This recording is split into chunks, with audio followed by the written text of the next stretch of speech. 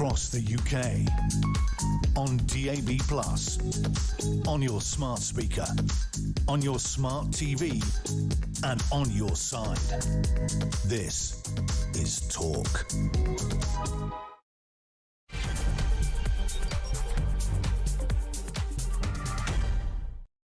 And good afternoon. Yes, welcome to the home of common sense. Thank you to Julia Hartley-Brewer. Loads to get through this afternoon. A big and a busy news agenda. It's all unravelling. Nigel Farage has warned that Britain is being invaded by illegal migrants. His words, calling it a threat to public order as he's unveiled Reform UK's plans for mass deportations, accusing France and the UK of colluding with criminals. Can he pull this off? Can Reform's UK migration plan actually work? Your thoughts on that also this afternoon. It comes as the number of sexual offence convictions of foreign nationals has increased by 62% in 4 years. This is according to new Ministry of Justice data. It's interesting to see the good and the great on social media trying to fight their way out of raw, truthful statistical data. But boy, do they give it a go. We'll have more on that too. And more than 400 people were arrested at this year's Notting Hill Carnival, with 2 festival goers stabbed, though police say serious violence was far lower than in previous years, thanks to facial recognition, stop and search powers, and the occasional drone flying overhead as well.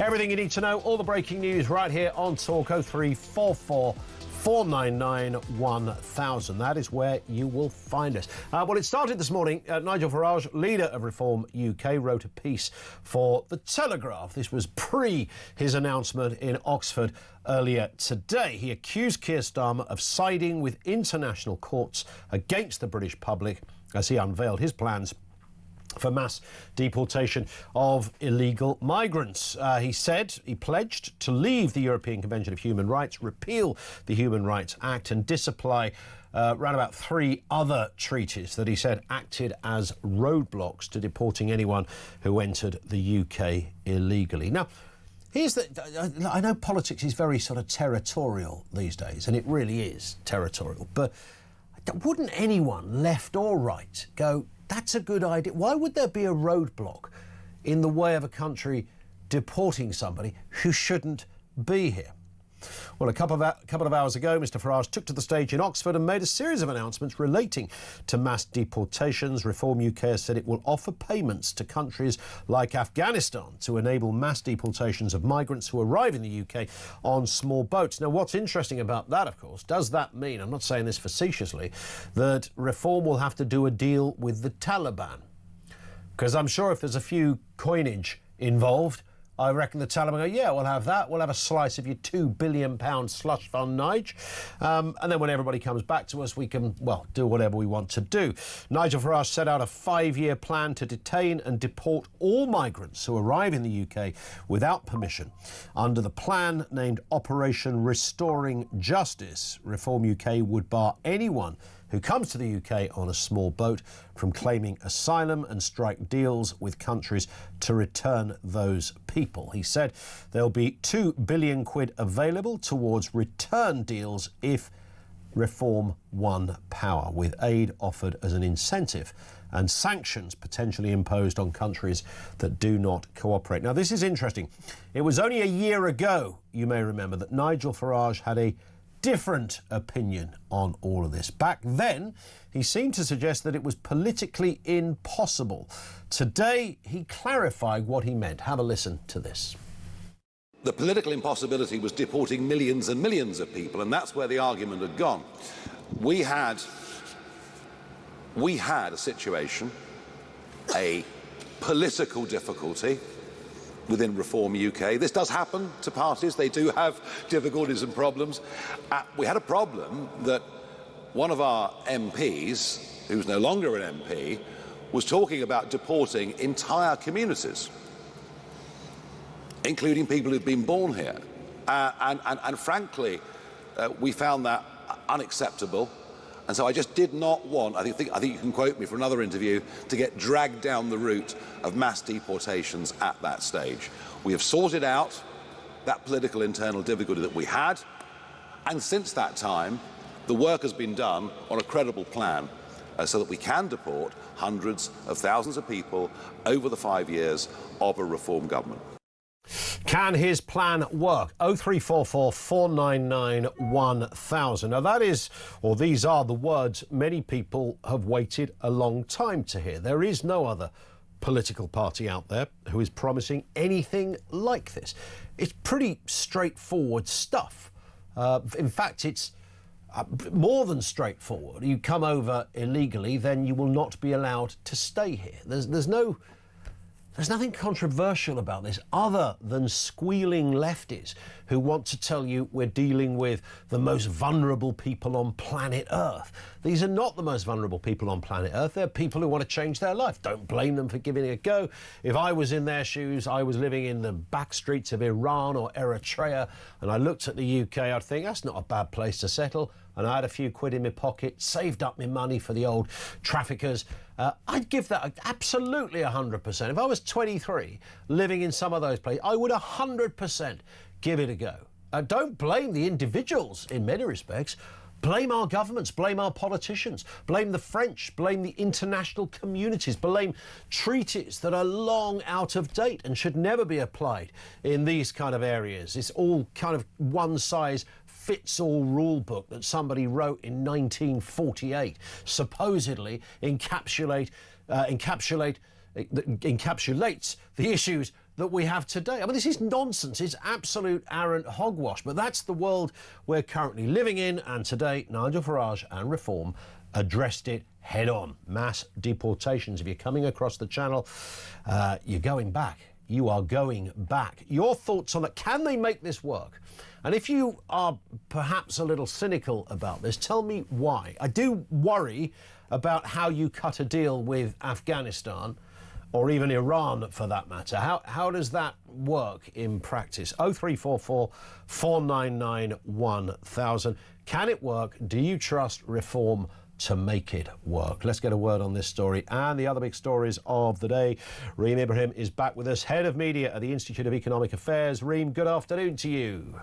Hi, good afternoon, Ian. How are you? All good at this end. Nice to have you with us as ever. And of course, this was a big announcement this morning, not just by Reform standards, I think on the political landscape, our country's political landscape. We've never heard a party leader make an announcement like this, a series of measures that will crack down on illegal immigration and prioritise the rights of British citizens. Let's take a listen to how the Reform leader laid it out this morning on his plan to stop the boats. The only way we will stop the boats is by detaining and deporting absolutely anyone that comes via that route. And if we do that, the boats will stop coming within days, because there would be no incentive to pay a trafficker to get into this country. If you come to the UK illegally, you will be detained and deported and never, ever allowed to stay. Well, there it is. I mean, I'm struggling, Reem, to see why anybody would suggest this is controversial. I mean, those that might have been planning the journey have got 5 years' notice not to do it. So it all seems fair and dandy. Can it work, though? It's really interesting, I think, the way that Farage has been able to really communicate this. And I actually sort of appreciate the kind of slowness towards the way he came about this approach. I mean, he was accused of being too soft on this when he said that he wasn't supportive of mass immigration in one of those interviews. And I actually quite like the fact that he said, well, no, because somebody within my own party was saying that we should deport people that were born in the United Kingdom, which is, of course, completely absurd.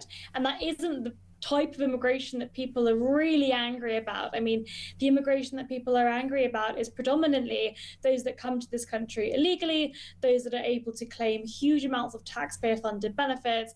If you live in the UK and you work and contribute, I think that most people, at the very least, would be fine with you working, contributing, and financing you and your dependents. So what Farage is proposing is, of course, leaving the European Convention on Human Rights, the ECHR, and various other international treaties that make it very difficult for us to be able to deport those that come to the United Kingdom illegally. It's also saying that illegal immigrants are going to be arrested, deported as soon as they arrive. So to countries like Afghanistan, Eritrea, various different countries in which those people are obviously coming from as well. It's very difficult when they don't have documentation. If somebody says, I can't tell you where I come from, and they've thrown their documents in the ocean. There are some practical barriers there, but at least there is the impetus, there is the motivation to ensure that the rule of law is being followed. What are the potential downsides, Reem, I suppose, to this? And a few people have already picked this up. Somebody on X called Just Me says, Ian, do you honestly expect we will survive another 4 years of mass immigration, whether it's legal or illegal? Farage makes promises for the future, not now when we need it. And there is a genuine issue there, because based on current numbers, if Nigel Farage succeeded in 2029 to become Prime Minister, that would mean by then we would have, based on current figures, another 250,000 people that have made the journey across the Channel. And in fact, there is another school of thought on this one, Reem. It could actually be worse, because many of those Channel crossers might say, we've got to get in quickly, because come 2029, there's a new law coming in. Well, I suppose people should have thought about that before they voted Labour. And they voted for this government. No, that's a fair point. Look, I'm not party political necessarily. I don't really think that necessarily there are particular parties that can do that. But, that is always going to be a problem when it comes to the way in which migration works and the way in which people are able to come. I personally don't have a problem with immigration as long as those people are financially supporting themselves. And actually, I know that there may be some people that disagree with me. My personal problem with immigration at its current level and at its current state is that those people are coming and claiming taxpayer benefits. They're getting taxpayer-funded hotel rooms. They're getting taxpayer-funded permanent social housing. That is my problem. And their dependents, even those that are on health and social care visas, those legal migrants, bring over dependents that also are able to claim benefits. So my problem is actually not with immigration as a concept. I think free labour markets are brilliant. I think if a business in the UK wants to hire somebody from abroad, they should be allowed to. My problem is with the government and the size of the state and the fact that British taxpayers are being forced to foot the bill. And I guess, again, people will look at the hotel situation now, this thing costing us around about 7 billion quid a year to accommodate all of this. That doesn't include the use of the NHS and areas such as that. All of the people currently in hotels, and that doesn't include all the people that used to be in hotels who've now gone elsewhere, all of those people would remain, one assumes. So this would be, and this is not Nigel Farage's fault, but it would be from day one, whereas Rupert Lowe, he didn't name-check Rupert Lowe, but that's clearly who he was referring to, I think was talking about going back and looking at all those people since 2016 who've made that journey and making this a more, in his words, a more meaningful mass deportation. The problem is with what Rupert Lowe is proposing is that he knows that he would have never been near government to actually see it through. And the thing is, I think what Farage is proposing is actually believable. It's actually something that possibly could happen. I think it's important to note that sometimes politicians that don't know that they'll ever get anywhere near power will promise things, make themselves look extremely popular, but they'll never need to see it through. Whereas Farage is in a position now where he very likely could be the next Prime Minister. Reform UK are soaring ahead in the polls. They could very likely win a majority at the next election. And so whatever Farage promises right now, the public are going to hold him accountable for after the election. I completely understand the appeal of mass deportations of people that have come here over the last few years. However, I just don't think it's feasible. I think Farage knows that, and that's why he's not making empty promises, or at least I hope that's what is the case. He isn't making empty promises that aren't going to be fulfilled when he actually is potentially in number 10. There's also the crucial point, at least from my perspective, if Farage comes in and says, you know what, if you've come here in the last 10 years, you are not entitled to benefits, I think that's absolutely fine. And all of those people would be forced to work. Yep. If they didn't work, they'd have to go elsewhere. And I think that is probably a fair system. The reason why I say this is Rupert Lowe kind of came after me on Twitter the other day, on X, sorry, because he was saying, if you don't speak English, you shouldn't be in the United Kingdom. And I said, that's probably a fair point. But when we're looking at countries like, the UAE, where in Dubai, there are loads of Brits that have moved to Dubai that don't speak a word of Arabic, and yet we don't seem to have a problem with that. But the thing is, those Brits that go to Dubai are not entitled to benefits in Dubai, right? They're not entitled to any kind of welfare system. And so I actually think the problem, at least from my view, the problem is the fact that they are entitled to taxpayer-funded benefits. If you take that away, force them to work, force them into the 600,000 vacancies that we currently have, let them actually work and ensure that they are contributing and financially supporting themselves. Listen, Reem, stay with us. We are going to continue to talk. Sex crimes by foreign nationals surge. What happened at Notting Hill? And Reeves's tax raids, what they are doing to the hospitality sector. All of that and more to come. And we'll continue with that question that I asked right at the beginning. Can Reform's UK migration plan work? Where do you see? I mean, it's better than anyone else has suggested, but is it good enough? What are the pitfalls? Where are the cracks in this as you see it? 0344 499 1000. This is Talk.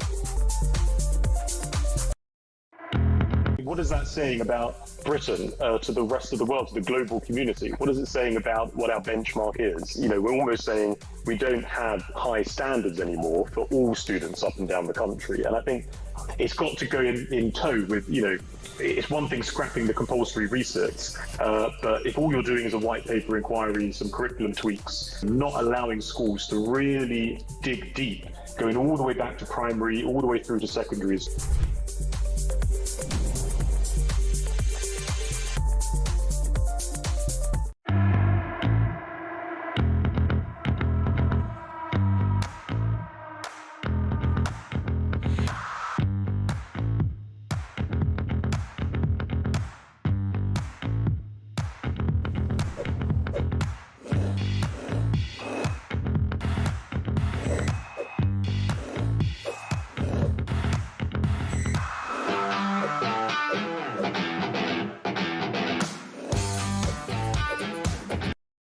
Across the UK, on DAB+, on your smart speaker, on your smart TV, and on your side. This is Talk. It is Talk 0344 499 1000. You can message 87222. We have Reem Ibrahim with us, Head of Media at the Institute for Economic Affairs. Always good to have Reem with us. Let's move to this story. Disturbing one. The number of sexual offence convictions of foreign nationals, Reem, has increased by 62% in the last 4 years. Let's have a little listen to Reform UK MP Sarah Pochin speaking on this issue. The truth is, we have no idea who we're letting in. No idea how many of them have criminal records or who might be a red flag to our security services. How many are drug dealers, murderers, rapists, spies for hostile regimes, terrorists? What we do know is that this government is being forced, kicking and screaming, to accept that foreign nationals are 4 times more likely to commit rape or sexual assault than British men. Reem, it's an uncomfortable statistic because it naturally goes into some fairly uncomfortable areas. This is, one would have to assume, a cultural clash rather than anything else. It's not, if you happen to be born brown or black, you don't have a special proclivity and a special gene within you that makes you a mad rapist. So there's clearly other things afoot here. But this data is pretty damning and pretty conclusive. It is pretty damning, and I think it's really important that that evidence and that information is being brought to light. I mean, the government for so long refused to publish the statistics around the ethnicity of those particular people that committed those crimes. Now, I think, Ian, you're absolutely right. It's really, really important to note that this isn't the case, that these people are somehow degenerate, that these people are somehow more inclined genetically to commit any kind of crime. It's really important to refute that claim because, of course, you end up going down the kind of eugenics arguments. And I think it's really important that those arguments are nowhere to be seen in the mainstream conversation. What it does show, however, and this is blindingly obvious when you look at where these people are actually coming from and what the cultures look like over there, is that there are certain cultures in which it is acceptable to assault women, it is acceptable to rape women, and those all come from and they all stem from a culture in which women are seen as lesser than men. And I am from North Africa. I know exactly what those cultures can look like and what they often can perpetuate. My mum's side is Moroccan and my dad's side is Egyptian. My Egyptian father, who was brought up in the UK, would not let me walk on the streets of Egypt by myself. That just wouldn't happen. That would not be allowed because he knows exactly the kind of danger that I would be in. And so it's really important that we are having those honest conversations without it being seen as a race issue, without it being seen as an issue in which we are going down the sort of eugenics route of the argument. It is abundantly clear that there are some cultures in which it is acceptable to do that. Now, I think that this matters when it comes to issues of integration, because from what I said earlier, where I said, I completely think that immigration is a fantastic thing when those people are coming to work. And it's not just for the financial reasons, when, I don't want British taxpayers footing the bill for immigration, but also integration is so much easier when it comes from the bottom up, when those people are going to work with other people that are British, when those people are going in and really learning about what it is to be British, when they're going to British festivals and parties and going to our street parties and learning about what it means to be British. That is impossible when the government allow all of those people to remain with one another in a sort of individual place, in a council house in which they're all together and they're not integrating or speaking to British people. That's the problem. Integration doesn't happen from the top down. It doesn't happen magically. It happens when cultures are able to come together and when those people embed themselves within British society. That's what assimilation looks like. That isn't the case at the moment. And you get these really worrying figures, I'm afraid, when those people fundamentally misunderstand what is acceptable in British culture. Yeah, hard to form any kind of argument against that. It shouldn't take well-paid academics and sociologists and culturologists or whoever to work this out. It's kind of night follows day territory. We'll move to this story. Rachel Reeves and the tax raid from hell. Job losses and closures within the hospitality sector caused by Rachel Reeves' tax are being compared to the problems faced by the injuries caused during COVID, of course. Now, we know that hospitality is always hard hit in this area, but it seems as if it's been particularly affected by national insurance hikes and goodness knows what else. 89,000 jobs lost just since last October. Yeah, it's really awful, and a lot of it is being put down to this £25 billion tax rate that Rachel Reeves installed on us on that fateful day on the budget over earlier this year. I think it is extraordinarily worrying when it comes to this particular situation because it's basic economics, right? If you increase the cost of something, the obviously is going to be less of it. So when you begin to tax jobs, when you tax employment and you increase the cost of employment, obviously less people are going to be employed. If you are a business and you employ 8 people and you have to pay employers' national insurance contributions on all of those people, so the actual expense of those people is significantly higher than the salary you're actually paying them, then obviously it is going to be extremely difficult when that cost increases.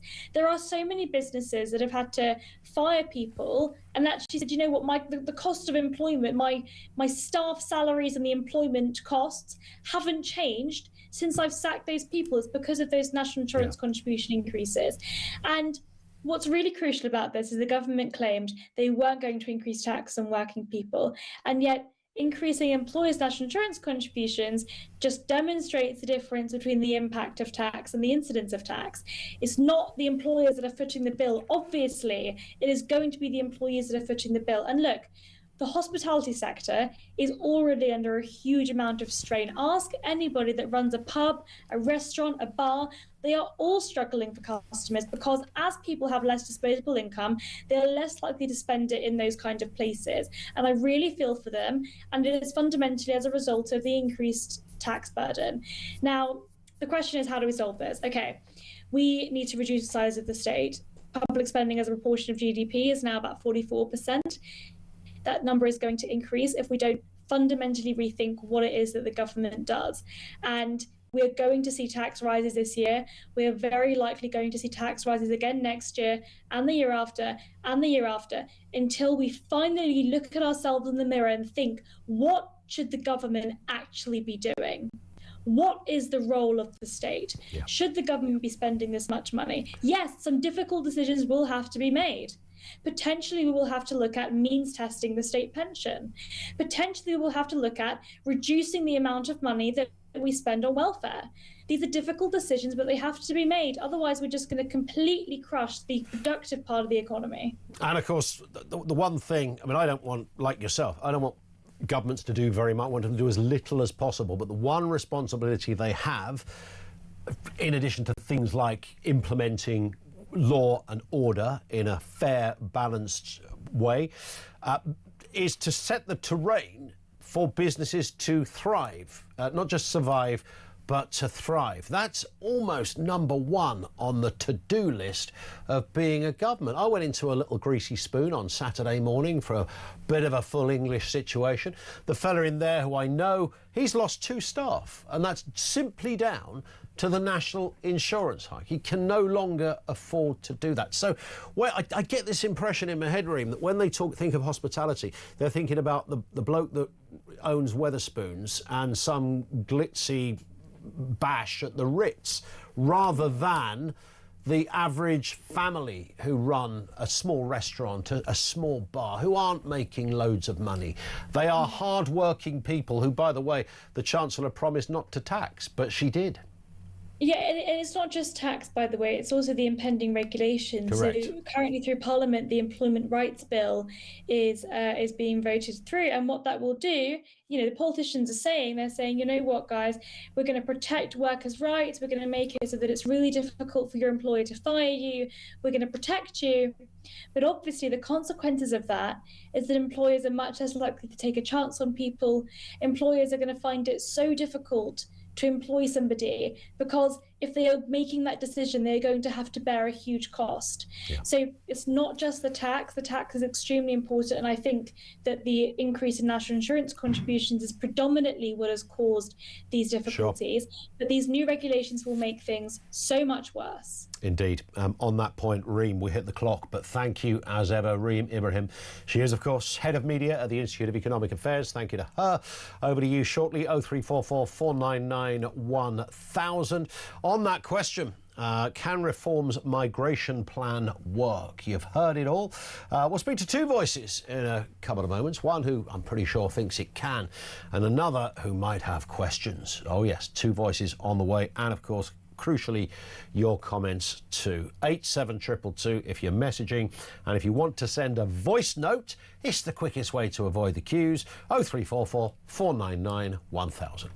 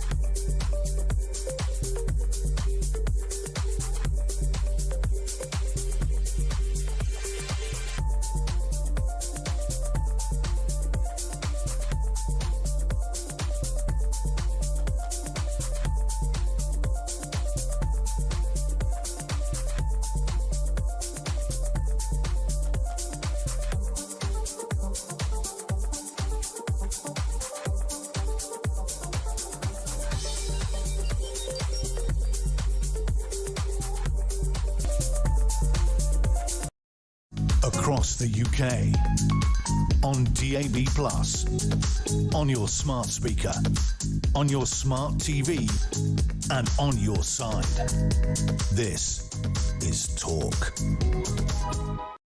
It is Talk. 0344 499 1000. So Nigel Farage has warned that the small boat crisis poses a threat to public order, describing the arrival of migrants as, quote, an invasion. The Reform UK leader has outlined his proposals for addressing the issue with mass deportations as the top priority, including women and children. He says that if Reform comes to power, they will repeal the Human Rights Act and withdraw from the Refugee Convention. All of this comes as more than 100 asylum seekers have been detained for deportation to France as part of the government's one-in, one-out scheme. I think we can hear from the leader of the opposition, Kemi Badenoch, who's responded to what Mr Farage said this morning. Imitation is the sincerest form of flattery. The fact is, Nigel Farage is copying our homework. We put out a deportation bill in May. The stuff that actually works and what he said has come from there. But the truth is, he is not doing the thinking, we are. And just like we've seen with the Labour governments who didn't do their thinking in opposition, there'll be a disaster in government, and in particular, a disaster on the economy. He says he wants to leave the EHCR. You haven't decided that yet. Well, you will know that in May, we got an eminent KC to review a lot of the treaties which are impacting us, deporting people who should not be in our country. And I have said that we will announce at our conference exactly what we're going to do and how. Saying you're going to leave the ECHR is not a plan. It's going to have a lot of impact on things like the Good Friday Agreement. It's going to impact on so many other laws. How do we make sure that if we have to do this, we do it in a way that doesn't destabilise our country or our economy? Only the Conservatives are working on that sort of plan.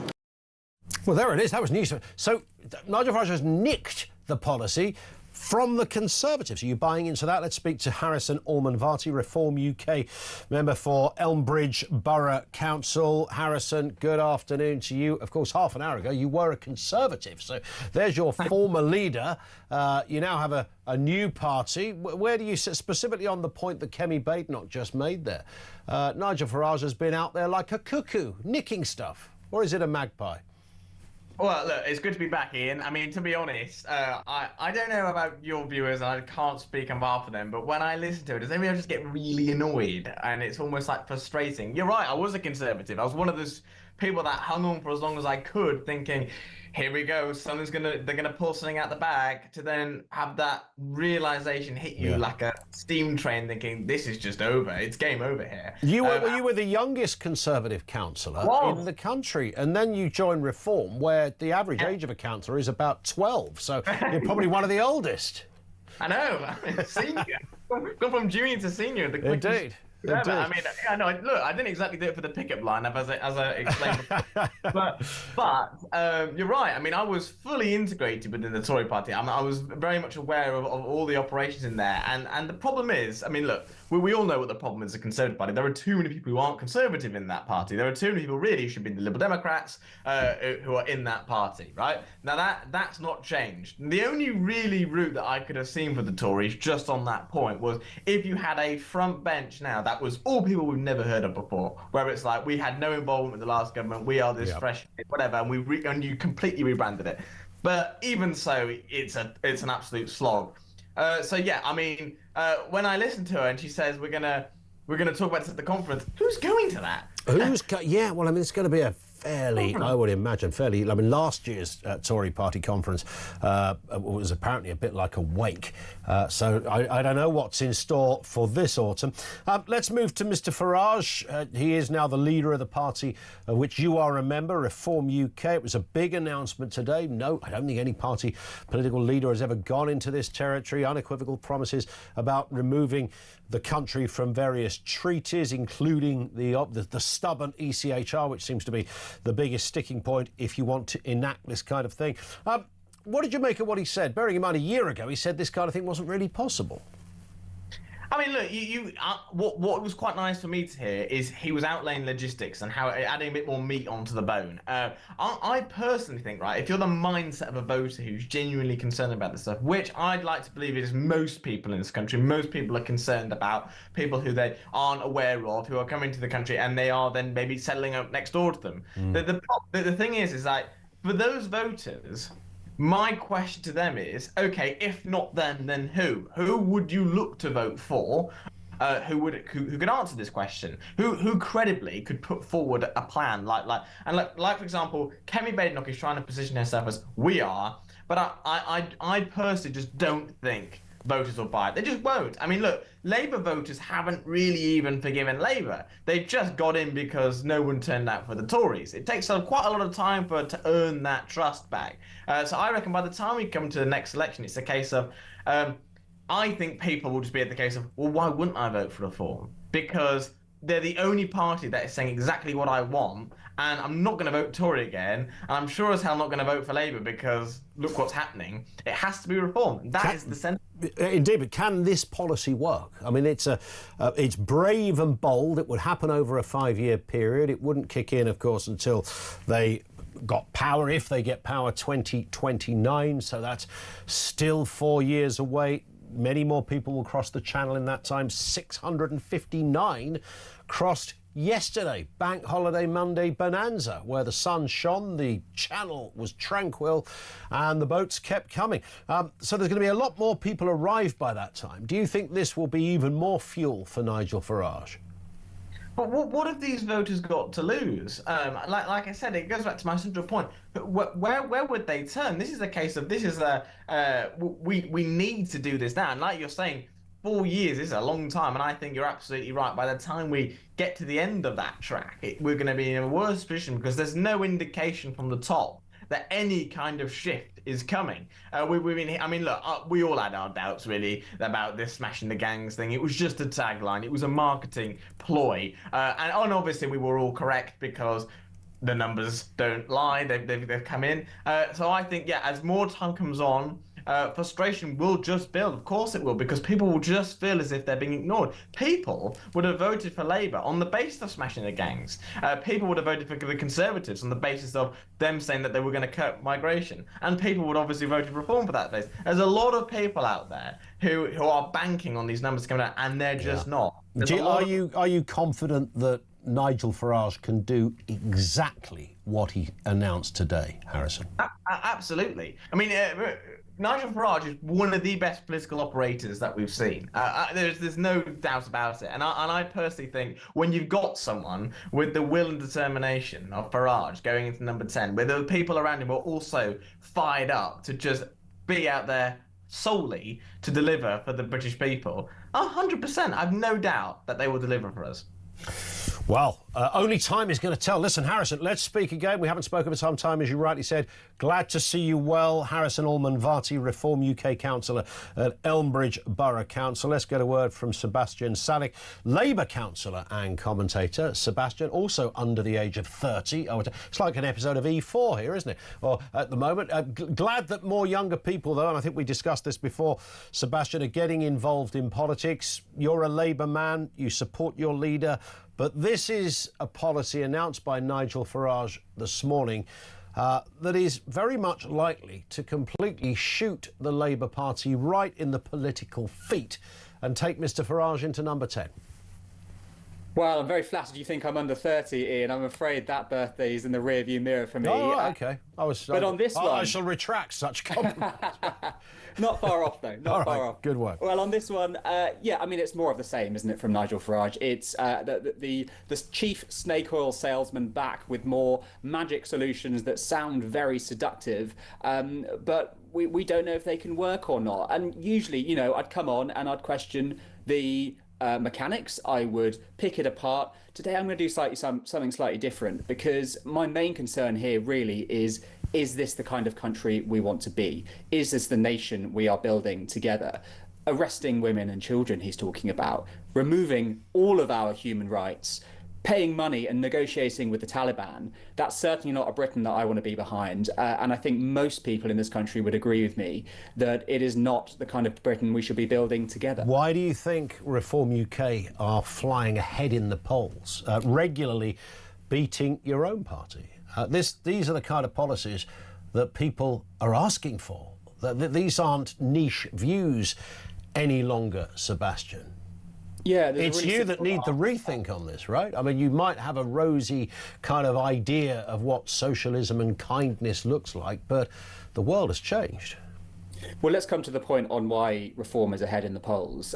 We live in a country that has had shock after shock. It goes right the way back to 2008, and I think a lot of people's living standards have never really recovered from that. On top of that, we had Brexit, we had a pandemic, we had quite a poor handling of the economy over 14 years by the Conservatives. It's really not a sequence of events we've experienced for a very long time. And so I can understand why people want to roll the dice. They did it with Brexit, they did it with Corbyn even, they did it with Boris Johnson, and they're looking for another easy solution because they're desperate to find a way out of people who are living really difficult lives. So I can understand that easy, simplistic solutions sound very attractive. But it's not easy and simplistic, is it? I mean, these are very serious, considered solutions. If you get, look, it wouldn't be everybody's cup of tea, but Reform would say, look, net zero, there's tens of billions of pounds that we can save. They would look at this policy on immigration, costing us $7 billion a year, and that doesn't even include those that require the NHS or other elements, and social cohesion. There's nothing in it for us. Fighting for British people is something that the two main political parties have forgotten, and Reform are going to represent that. They are going to speak the language of the average working man and woman. You're old school now, surely. Well, it doesn't matter what they say if the result is unworkable. I would also... Why is it unworkable? Why would it be unworkable to say, well, right, look, we're going to remove ourselves from these treaties, and if you come over here on a boat, you're going straight back to these countries? We cannot be responsible for what happens to every single person. We are not the world's guardians or policemen.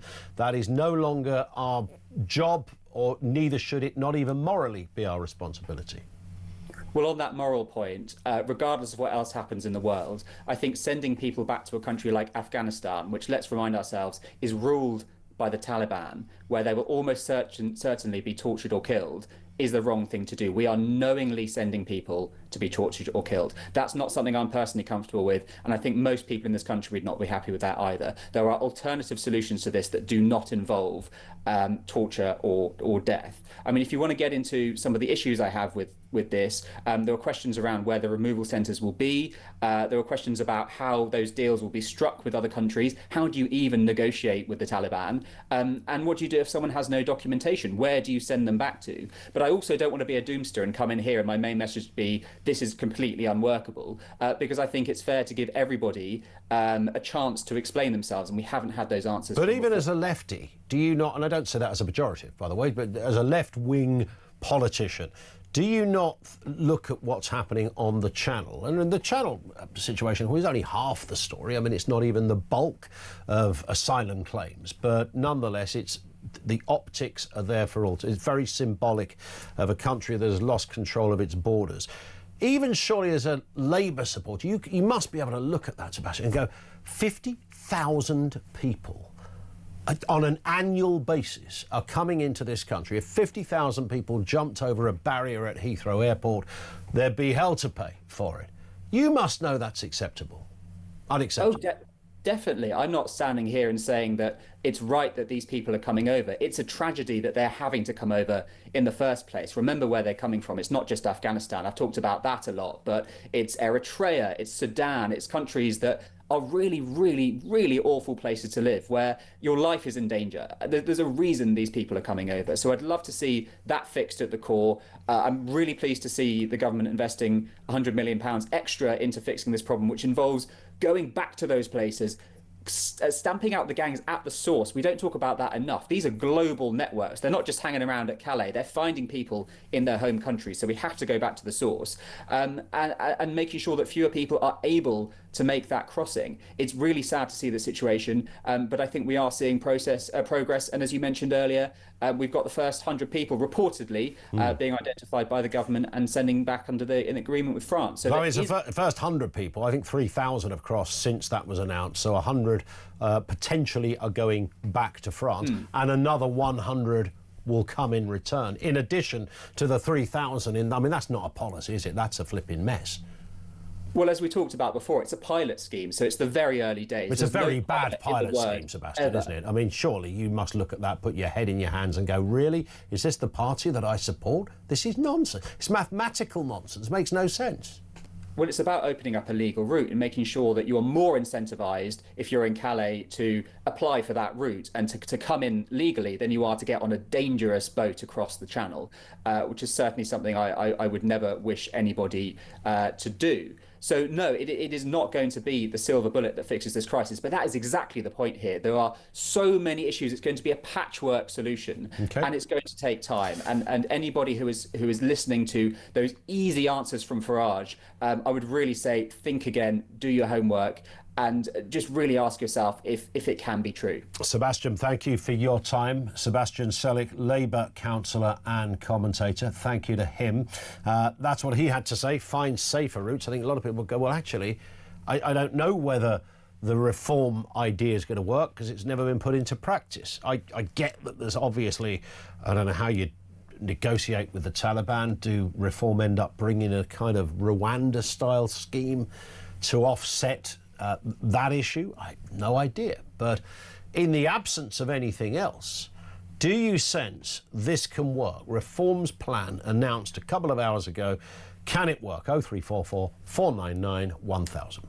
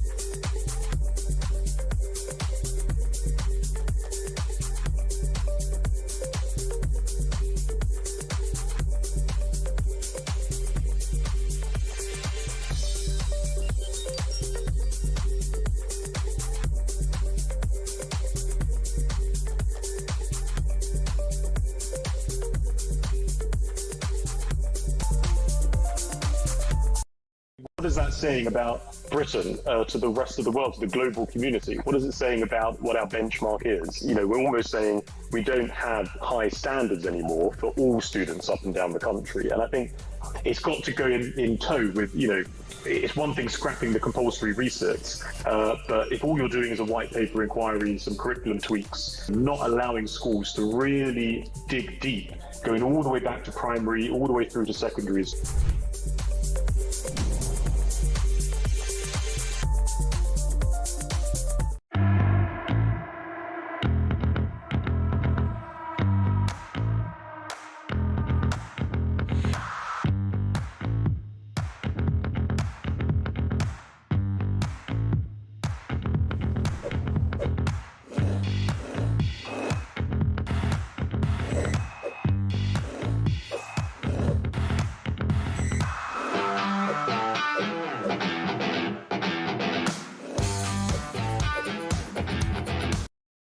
Across the UK, on DAB+, on your smart speaker, on your smart TV, and on your side.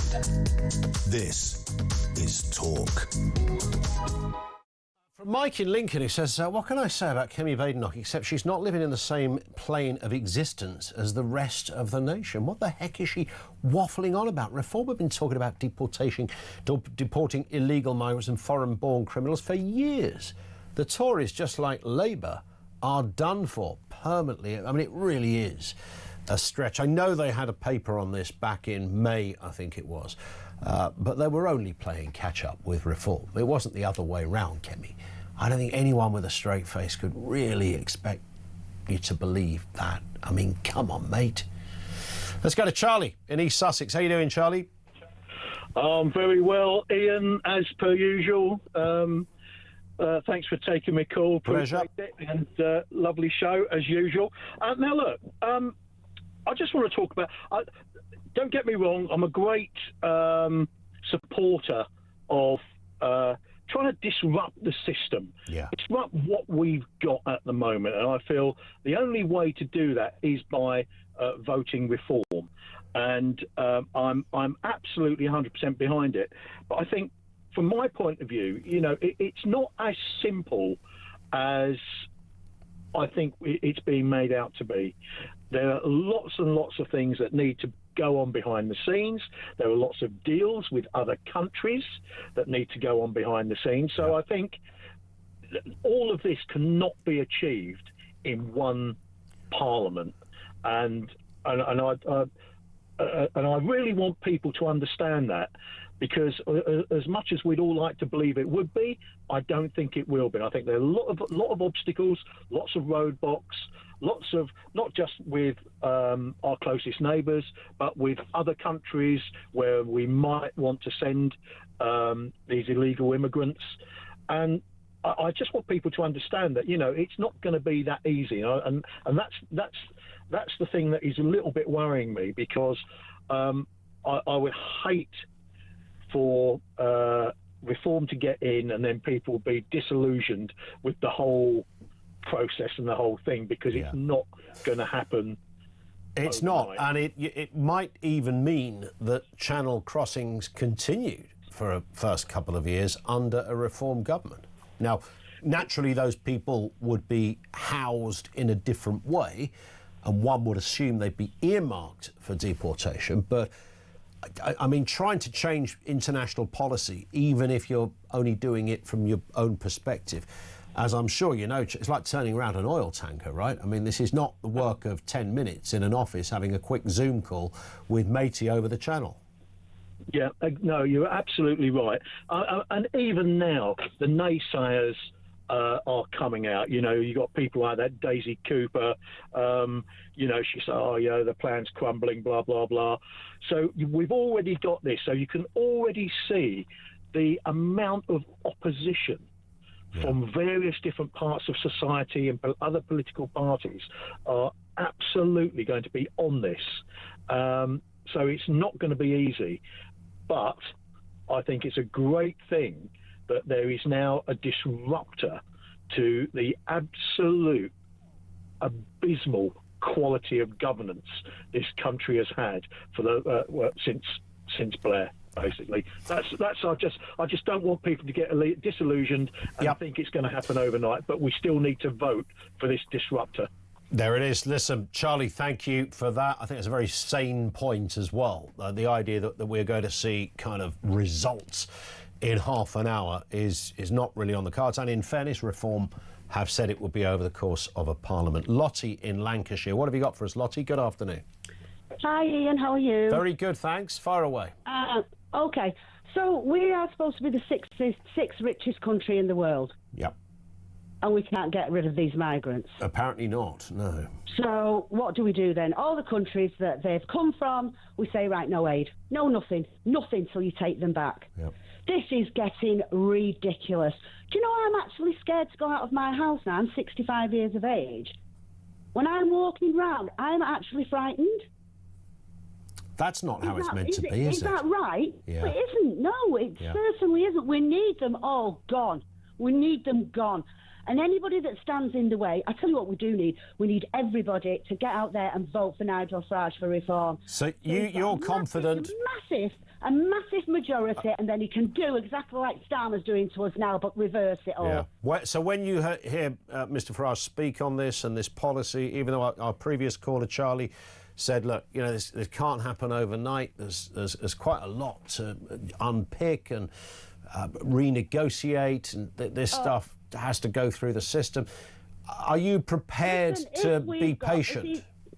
Yeah, of course. If we've got a big enough majority, we can do exactly what Starmer's doing now. Can't we? And I'm sorry, but if you have to listen to one more Sebastian, I'm going to implode. Well, he thought that this is all a pipe dream, he said. Oh, do you know what? They make me... Oh, I can't even say what they make me do. Everybody is like negative. Yep. Well, you know something? Let's just forget it all, should we? And let's get taken over by all this lot and then see what happens then.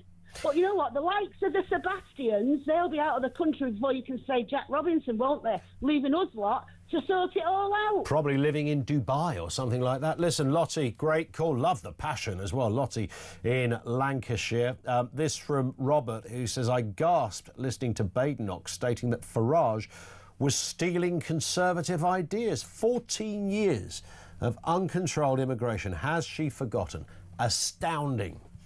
And one Natasha from Natasha, which I completely share, says, every time I hear someone say one in, one out, I want to scream.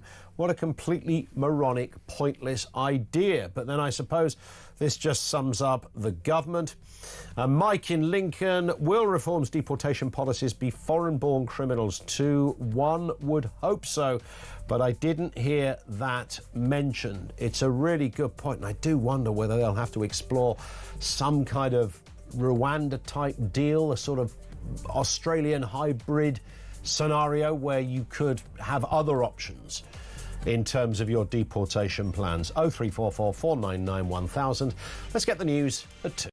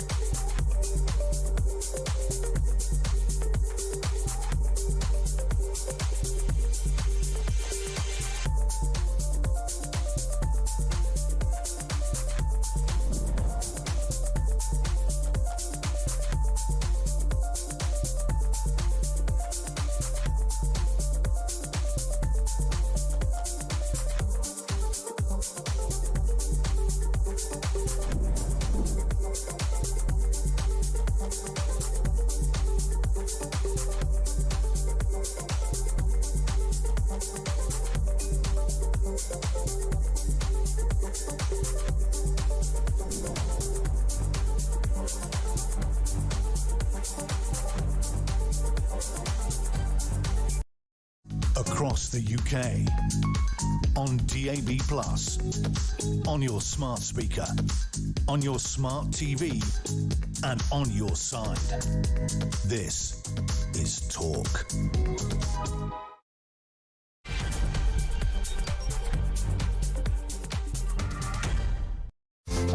It is Talk. Welcome back to the home of common sense. 0344 499 1000. We are talking Nigel Farage, of course, warning Britain is being, quote, invaded by illegal migrants, calling it a threat to public order. He's unveiled Reform UK's plans for mass deportations, accusing France and the UK of colluding with criminals. Your thoughts on that? And, of course, we are asking that question this afternoon, whether you believe Reform's migration plan can actually work. And of course, this all comes on the back of another uncomfortable statistic today, as the number of sexual offence convictions by foreign nationals has increased by 62% in 4 years. This is the Ministry of Justice data, the government's own department. What are you making of that? We'll discuss the issue in a couple of moments.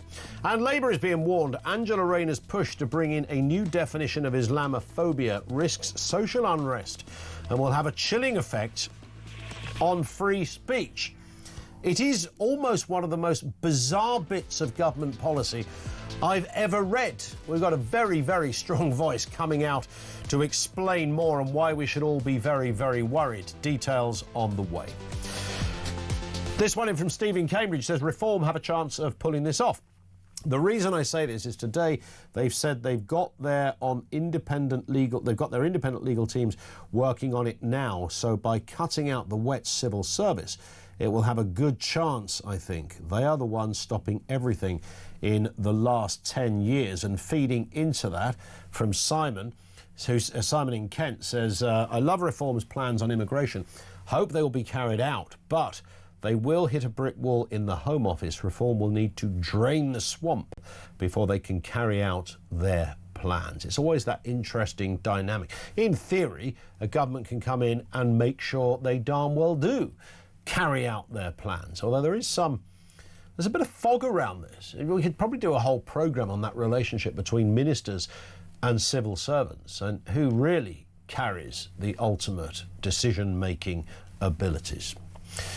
Let's move then to this story. Convictions for sexual offences by foreign nationals have shot up by 62% in just 4 years, according to Ministry of Justice data. They now make up 1 in 7 offenders, with theft up 78%, robbery nearly 19%.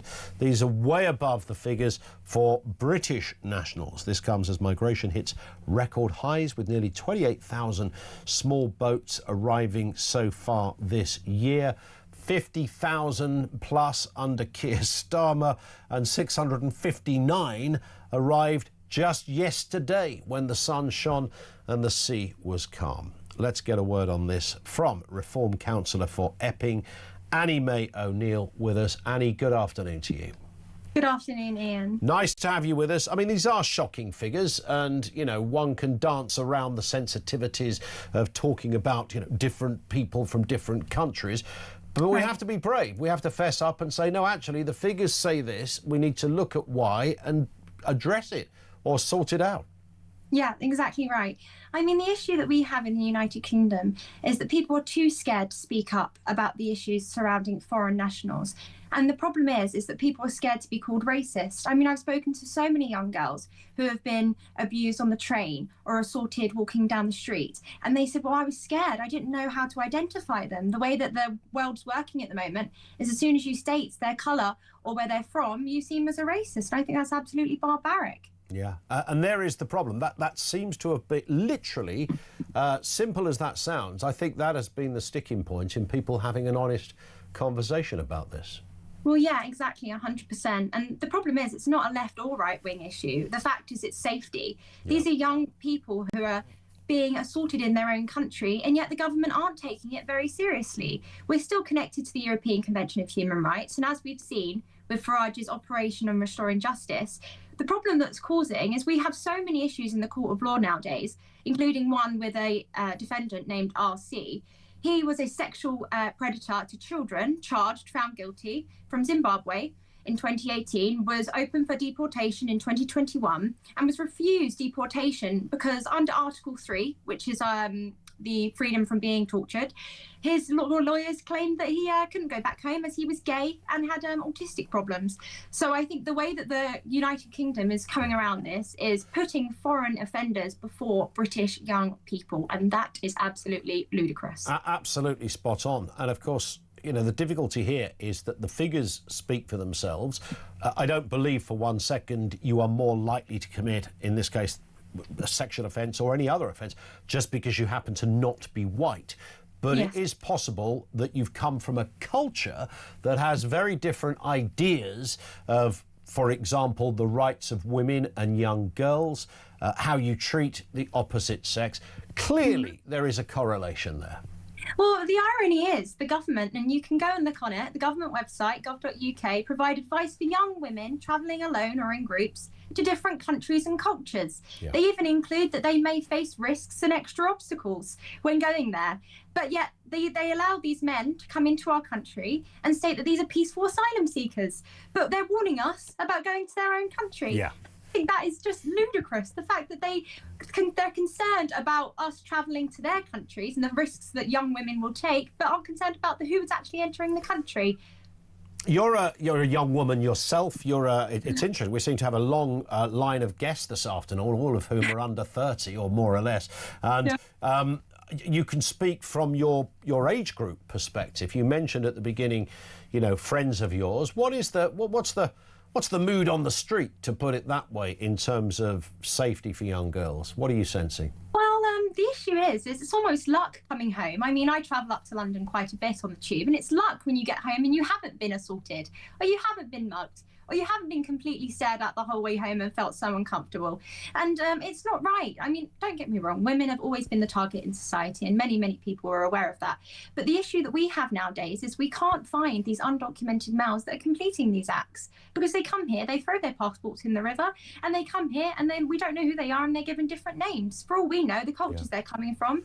I mean, Nigel Farage mentioned in his speech today that they come from countries where women aren't even second-class citizens, and they're put into a society where young girls at secondary school have skirts shorter than up to the knee, and that's fine, and we're a Western society, but it's almost like putting a fox in a chicken coop and expecting it to integrate. It's just not going to work. Yeah, and if you've come from a highly orthodox, conservative regime, as many of these people, and if you've come from, you know, a Taliban-controlled Afghanistan, where, as you say, there are no rights for women in places such as that, and you'd be lucky to even, you know, get a knock on the door from the local police if you were accused of some kind of sexual assault. If that's where you've come from, and you suddenly arrive in the United Kingdom, into a Western democracy where women can dress how they want to dress, they can be as independent and as independent-minded when it comes to what they wear as they wish.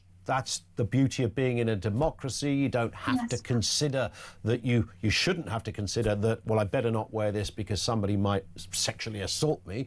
But that's where we're at, isn't it? If you have a disproportionate amount of people from certain culture, you are going to inevitably end up with this rather grim statistic that we're talking about here today. Well, unfortunately, we've also found out under the Centre of Migration Control, they included the fact that sexual offensive arrests are 3.5% more likely to be foreign national men than they are British men.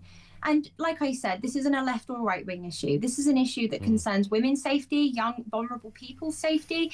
And I, as a young woman myself, yes, I am a town councillor and I represent Reform, but I also am really petrified. I am absolutely petrified to walk alone in London.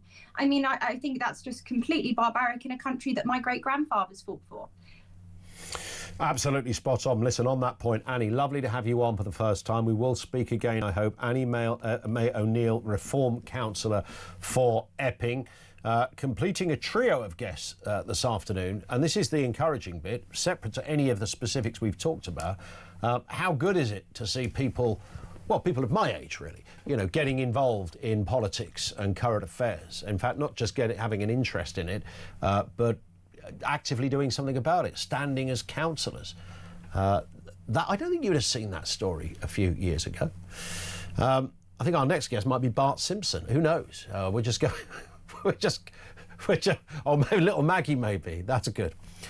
Listen, we've got loads to talk about here. 03444991000. One in here says, remember years ago, every new year you'd hear older people saying, I remember the days when you used to be able to leave your front door open. Times have changed, and this immigration problem is the same thing on just a bigger scale. British people are the most polite, kind-hearted, welcoming people in the whole of Europe. But there is a point when you have to close that door, put your foot down, and that time is now. And if you believe in national states and you believe in borders, you can't just say it and go, oh, that's all right, I believe in borders. And you've got to be able to qualify it, and you've got to be able to back it up. That's going to mean that governments, the government of the day, make decisions surrounding border control. Who can come in, who can't come in, what does a reasonable asylum policy look like? We know how this country responded to Ukraine as an obvious example. We all get it. We understand the need, and we have a deep, deep history in assistance to people from other places where there is a need. Reform aren't talking about getting rid of that desperate need, but this is the issue. We've suddenly put anyone who wants to come into this country in the same category as a very desperate, vulnerable person who's escaping a horrendous, murderous, dictatorial regime. And that clearly isn't the case. It's the 21st century.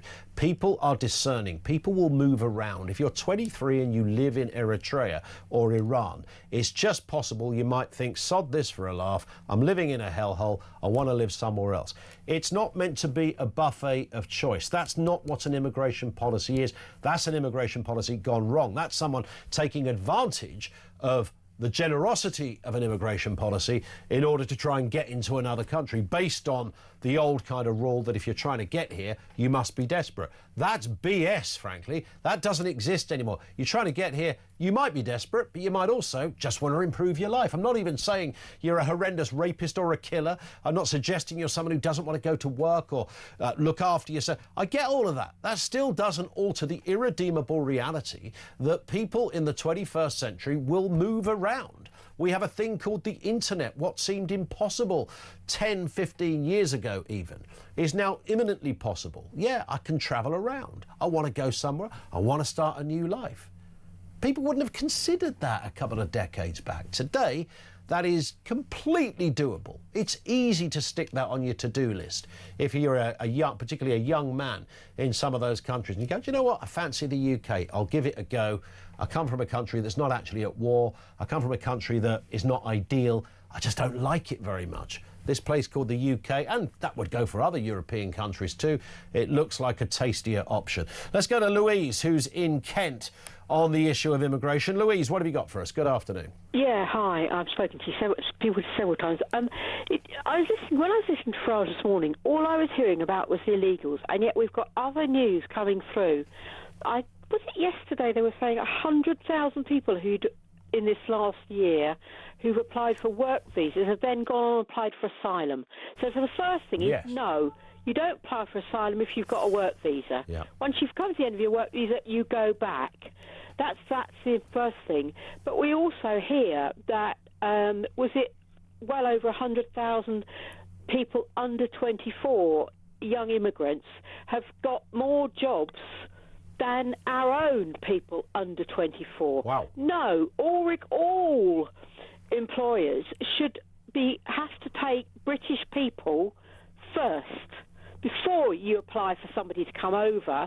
OK, we've got them all off sick. Now, I've got a suggestion over PIP because I get PIP for mental health, but I had to get it with backup from consultants, doctors, nurses, social workers.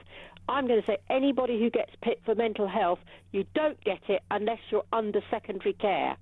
And then a lot of people go back to work. But I think a lot of the problem with those younger people not wanting to go, who are on anxiety and everything else, I was reading yesterday that apparently a lot of them are going anxiety because it's got difficult at work. Well, I'm sorry, but the trouble is they go then and demand it from the doctor, and if they don't get it, the doctor gets a lot of abuse. I don't know how we're going to sort all this problem out. But I think with Nigel Farage as well, OK, when other people have said this, you've got a major problem, the blob. And don't forget, last time the Conservatives, when they tried to get Rwanda off, the blob were threatening to go on strike if they had to send anyone to Rwanda. Yep, do you remember that? Yeah. Trying to sort all this lot out is not as easy as, but it concerns it. It's just about the illegals. We've got major problems with immigration elsewhere. People are abusing the system, coming in on work visas, then applying for asylum. Yep. All of that's got to be sorted out as well. These are absolutely. I mean, the list is pretty substantial. And what's, for a new government, it shouldn't be. You shouldn't be inheriting this mess. If Reform are successful at the next election, Louise, and they come into power, everything you've just talked about is going to land on their desk, and none of it needed to be there. The other funny thing I would say, actually, Ian, is this government keep going on, we're closing hotels, but we know there are more people in hotels. Well, I tell you what, maybe it's just that they're taking on bigger hotels with more rooms so you can get more people into a smaller number of hotels.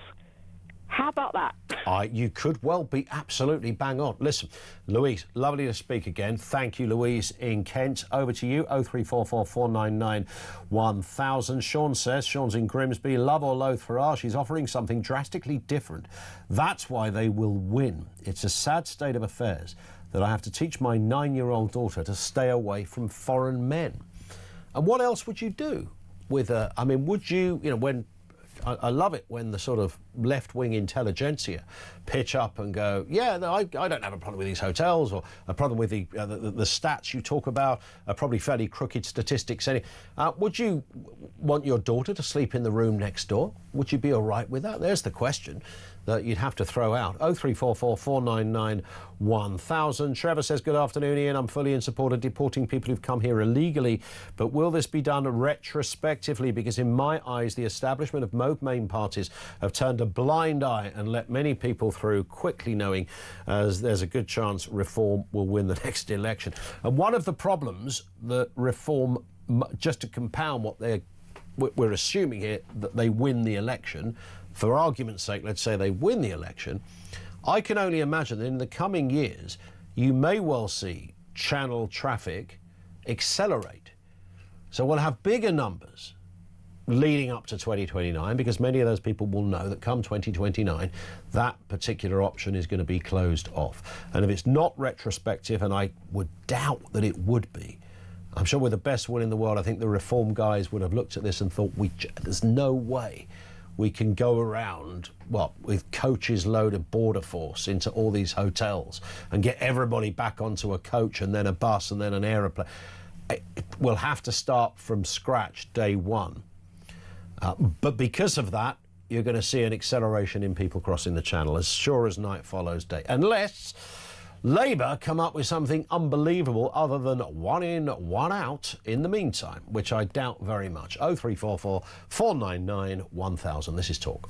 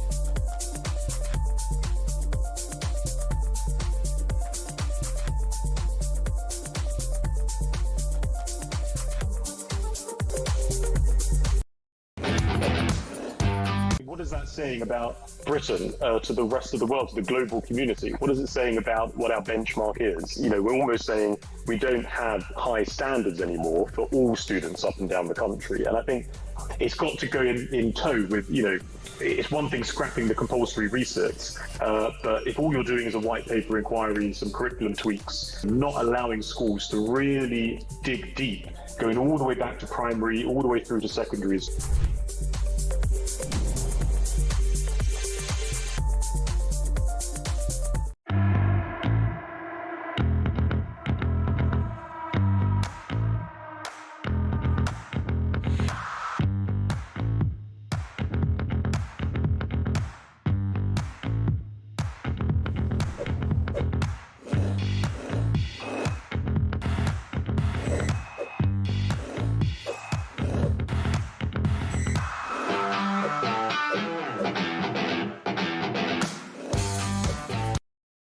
Across the UK, on DAB+, on your smart speaker, on your smart TV, and on your side.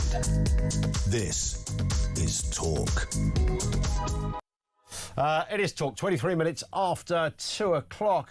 Stephen in Huddersfield says, forget about all proposed actions Nigel Farage spoke about today and whether or not they will work. The biggest deterrent would be Reform just winning the election. That's a very good point. I mean, it may well be a bit of that. They're looking at America, and I know not everything should be based on Chairman Trump. Boy, is he giving it the old dictatorial card over there. You could go to jail for burning a flag? Really? Seriously? J.D. Vance must be crying into his vice presidential pillow at night, thinking, hang on, I'm telling the world about free speech. I know you're putting people in jail because they burn her. By the way, the flag burning thing is so stupid. I mean, it's such a weird thing to watch, somebody burning a flag. And I've never quite understood what impact the burner thinks they're having, other than looking like a half-wit and nearly setting their own ankles on fire. But I don't think we want to be putting people in jail, do we? Because they have a fundamental disagreement with the symbolism of a flag. But yeah, the point being is that over in the States, Donald Trump has moved on immigration. I mean, very, very swiftly. It's costing an awful lot of money over there at the moment. But he's getting the results that he set out to get and the results that he promised the electorate. And that's crucial. Pav is in Harrow. How you doing, Pav?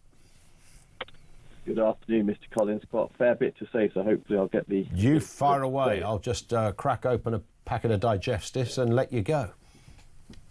Hopefully they're vegan and they're safe for the planet. Absolutely right. It's a special green digestives. I think the place to start, Ian, is the fact that whenever we have discussions of this nature, and when I say we, it's obvious in the Anglosphere. I mean, this has gone on in Australia, it's gone on in America. It was inevitable it was going to come here. Unfortunately, the detractors of such policies, I'm not going to say the left, because I've spoken to plenty of people on the left who do share some of the concerns some of us have on shall we say, the opposite side of the periphery. But the detractors come out with the same type of stuff. One of your chaps earlier, Sebastian, something I didn't catch the surname, the councillor, Labour councillor, basically did this on cue for us. Oh, we're going to be arresting women and children. Let's deal with that very easily first. Sure. The ridiculous nature of that, the idea that the majority of these migrants, these illegal migrants coming over, are women or children. Let's assume they were for a second. We know from figures they're clearly not. But if we then use the analogy, you know, if a crime is committed, we don't hesitate to turn around and separate women and children, or nay, goodness gracious me, arrest them. So this idea that, you know, and they are committing a crime by getting here legally. It's why we have a passport. It's why we have immigration control going into countries, because there are, surprise, surprise, legal methods of entering countries, and that's the way we have to conform. That's why we have documentation. Then at the end of the day, this idea that just because they're being arrested for, in inverted commas, a minor type offence is just frankly ridiculous. And for me, it simply is there to dilute the debate, because these people don't actually have anything to offer. They won't ever admit this, Ian, but I suspect and surmise that the vast majority of them will be quite happy with open borders, flying flying their little socialist flags and basically saying anybody is welcome. Now, at the end of the day, and this brings me on to the second point, we've almost forgotten, and when I say forgotten, deliberately so by a lot of the politicians, national interest now is a dirty phrase.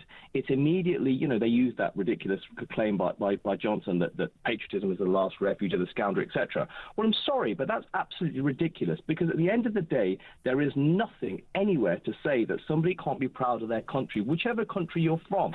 You've heard me say this before. I'm a third-generation immigrant. I personally identify as English. Now, I know it gives a cardiac arrest syndrome to some of the sort of white nationalists or the ethno-nats, but that's the way I always keep myself. I always turn around and identify. Yes, British is what my passport says, but my affiliation first and foremost is to England. If I represented anywhere, it would be England. And this is the second point that I want to make. The way that constantly, and it is oikophobia, the way that the Westminster crew and the Chatterati put us down. And here I do have some sympathy for Farage, in fairness, because we have constantly been putting ourselves down for such a long time. We've forgotten the fact that we can and do still exhibit significant diplomatic influence in the world. Now, it's nowhere near what it was a century ago. I concede that. However, it is still significant, whether you look at our education sector, our academic sector, as well as, when people say, for example, with Britain, you only need to look at when Trump was turning around and, talking to Ukraine and Putin. One of the first countries he mentioned was us. Well, that's not a surprise. It's not just because we're a strong ally. It's because we've turned around and still have that muscle, that diplomatic muscle. And what I find really disturbing in regards to that, and again, this unfortunately is a lot of the problems that the left will exhibit, they turn around and think, for example, that the only reason we show any humanitarianism to our own population is because of the fact that we're part of the ECHR, we're part of the EU. No, whatever you think of imperialism, and my family originally came from a country which was dominated by imperialism, the reality is we gave legal systems to a lot of the world. This isn't some idea that without those safety things in place, whether it's the ECHR, the EU, that all of a sudden we'd become really mean and really nasty and start to exhibit illegal behavior. So that's that point done. And in relation to that particular idea, and it's probably worth onto my final point, it's probably worth saying, again, when you hear some of the arguments made, people will talk about Brexit. Well, let's put that away straight away. You look at the figures in France, the 157,000 approximation of people waiting for asylum there, the 110,000 allowed in, that's 250,000. I'm still struggling to find when France left the European Union, Ian, but I'll come back to you with that on regards to that. But then you turn around, you look at it and you say, well, when people say it's unworkable, I probably think that this scheme is going to need to be revised a little bit, but it's an opening salvo, it's an opening shot. And the one thing that whether you like Trump or not, and my opinions on Trump, I'm not one of those partisan figures either way, but the reality of the situation is we saw post-November last year, figures began to drop once people realized that Trump was coming in. And I'll use one of his quotes, partly to finish on. The reality of the situation is, he said that the United States didn't need a new policy, as many of us were saying was the case, that it needed a new president. Unfortunately, in our country here, it's not as though we need necessarily a new government. We need a brand new party, because the previous two have failed abjectly and miserably. And I think in some ways it will be very, very right in a sense, that if Farage is there, and he almost certainly will be, because let's be honest, whatever you think about him and his content, not you, Ian, not I, generally, the man oratorically is miles ahead of anybody else in the Commons. Again, irrespective whether you agree with his content or not. He's the architect of Brexit. And let's be honest, if this is any of us, and I don't think there are, then it's very right and proper for him to be in charge, for people to be able to judge him accordingly, albeit some 13 years after that particular vote. And frankly, with the way the country has gone under the Uniparty, nobody or very few, apart from the ideologues, can begrudge the fact that people, in the words of one of your early guests, are prepared to roll the dice, because frankly, the people there in power haven't been listening, haven't listened, and eventually somebody needs to tell them that it's a democracy where, surprise, surprise, it's the people in charge, not the goddamn politicians. Yeah. There it is. Great monologue. Pav, thank you. No interruptions either. We haven't spoken for some time. That's Pav in Harrow. Thank you to him. What do you make of all of that? I'm going to talk to Mark shortly in Lincolnshire, who's maybe a little suspicious of Nigel Farage. Do bear with us, Mark. I want to make sure you get ample time to make your point. Lots more still to come. We're also going to talk about the definition of Islamophobia. What does that mean in terms of an Islamophobic law that will prevent what some are suggesting as any kind of criticism around one particular faith, as distinct from all of the others? Rafe Heidel-Manku, the broadcaster and historian, will join us in a couple of moments. 0344 499 1000.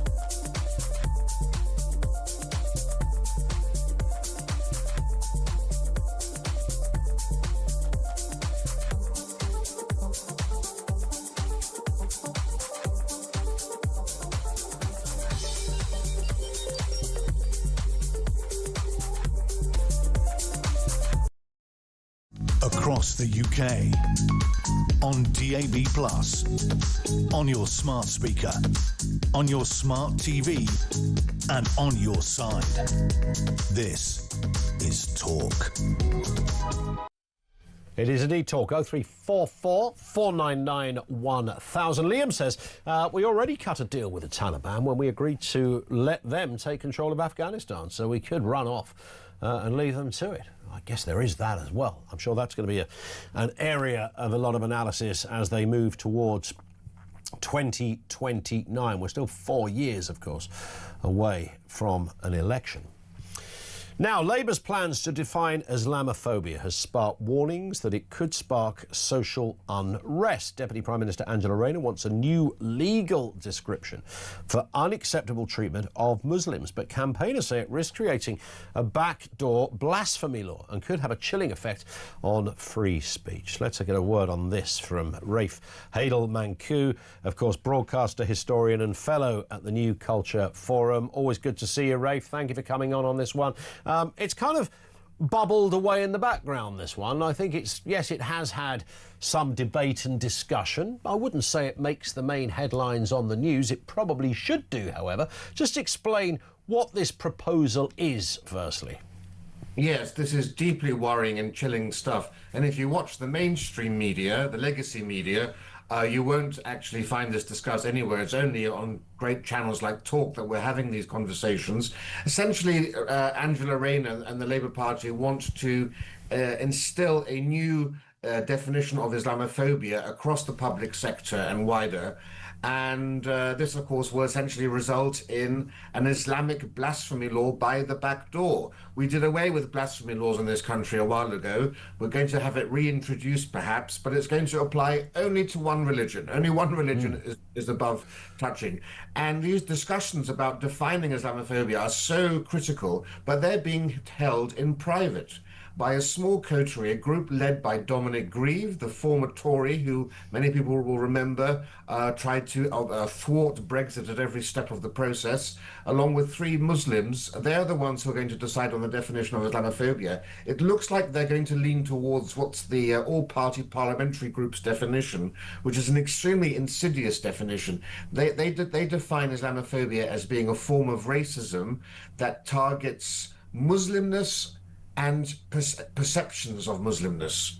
Now, what does perceived Muslimness mean? I mean, this is quite ridiculous. What essentially it's saying is if you attack anything that somebody thinks is linked to Islam, you could be criminalized as being Islamophobic.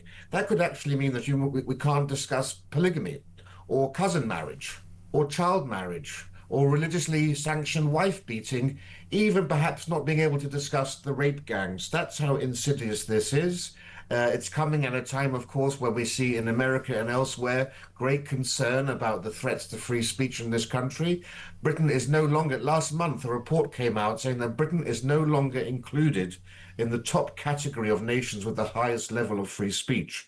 All the other nations are there from the West: Australia, Canada, America, Europe. We, in this Global Freedom of Expression report, have been relegated to the second tier of nations next to Colombia, Nigeria, and Sierra Leone. This is all very worrying stuff. And it's interesting that, as you said at the beginning, Rafe, I mean, this is just one religion for some curious reason. I mean, it would make, I'd give them a little bit of credibility if they were just honest and said, look, we actually quite like the idea of a blasphemy law, and it applies to all faiths, and therefore we will be equally, will come down equally on anyone that takes criticism to another level, shall we say. You know, we want to smash up your house because you're a Christian, or we're going to throw pork chops at your windows because you're a Jew, etc. If that was the direction of travel, I would still have a problem with it, but you could see a consistency. But this is just isolating one faith. Do we know what the thinking behind it was, Rafe, as to why they selected just Islam for this? You may well ask that question. To get to the first part of your comment there, absolutely. All religious minorities are already protected. There is absolutely no need for this.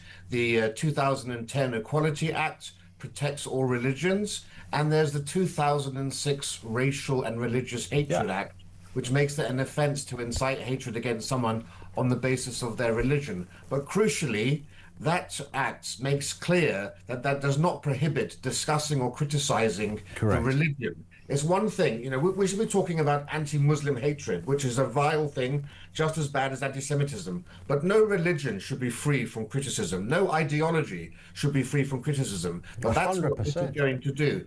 And to get to your point, why is this being done? It's being done because Labour is petrified of losing the Muslim vote. We all talk about the Reform MPs who won at the last general election. We need to talk more about the independent Muslim vote MPs who won at the last election. That's a demographic that's only going to grow.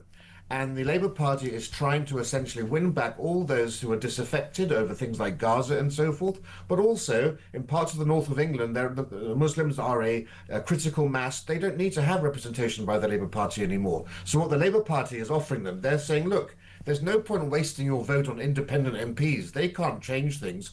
We are the government. We can protect you. We can bring in this Islamophobia law. You know, we can potentially, just have local inquiries on the rape gangs and grooming gangs if you lend us your vote. That's what's going on here. Also remember, people like Angela Rayner, people like Jess Phillips, the safeguarding minister for women, her majority is only a few hundred votes. The Muslim vote is what's keeping her in power. Absolutely. That's why we have somebody, Jess Phillips, who claims to be a champion of women, was all behind Me Too, wanting people to resign if they put their hand on a woman's knee, yet remarkably silent about the rampant misogyny within certain areas of the Islamic community, and obviously the sexual assaults and the grooming gang story, refuses to condemn that. I mean, the ultimate in hypocrisy. I mean, this is crazy. As you rightly said there, it's already illegal to be a mad racist, and correctly you will be dealt with by the courts. You might go to jail, you might get a whatever. If you're bullying somebody, harassing them, whether it happens in the workplace or in the pub, all of that stuff is still already illegal, which makes the whole thing even more mysterious. You know, I've always said that satire around religion and lampooning, those that proclaim to know who the great God is that made us all. I mean, it's such a bold statement of any faith to have that. I mean, I think to satirise that should almost be taught in school, for goodness sake. It's fundamental to free speech. And yet here we are, going backwards, selecting one particular religion and deciding that, you know, if I want to have a pop at something... For example, I find it quite fun to look at the different attire that religious leaders wear, whether it's the imam or the vicar. You know, seeing a bloke up there with a dress on every single Sunday, wearing some weird garb, I find that is kind of a bit of an open goal to question how with it that some of these things are. But I say that kindly. I don't, you know, I think it's great that people retain their own traditions, on the other hand. But I want to be able to say that if I think it. I shouldn't be thinking, am I going to get a knock on the door from the police because I dared to pick out what somebody was wearing in their place of worship? Yes, and of course, you know, everyone remembers Monty Python. Nobody expects the Spanish Inquisition, where you have the cardinals arriving and so forth. You know, satire is just as important, and criticism is just as important to Western culture as Islam and the Quran is to the Arab world. Satire is a fundamental aspect of Western culture and civilization, particularly British and English culture, and yet it's taking the knee, it's taking a back seat to a foreign religion. Remember, we still have an established Church of England and an established Church of Scotland.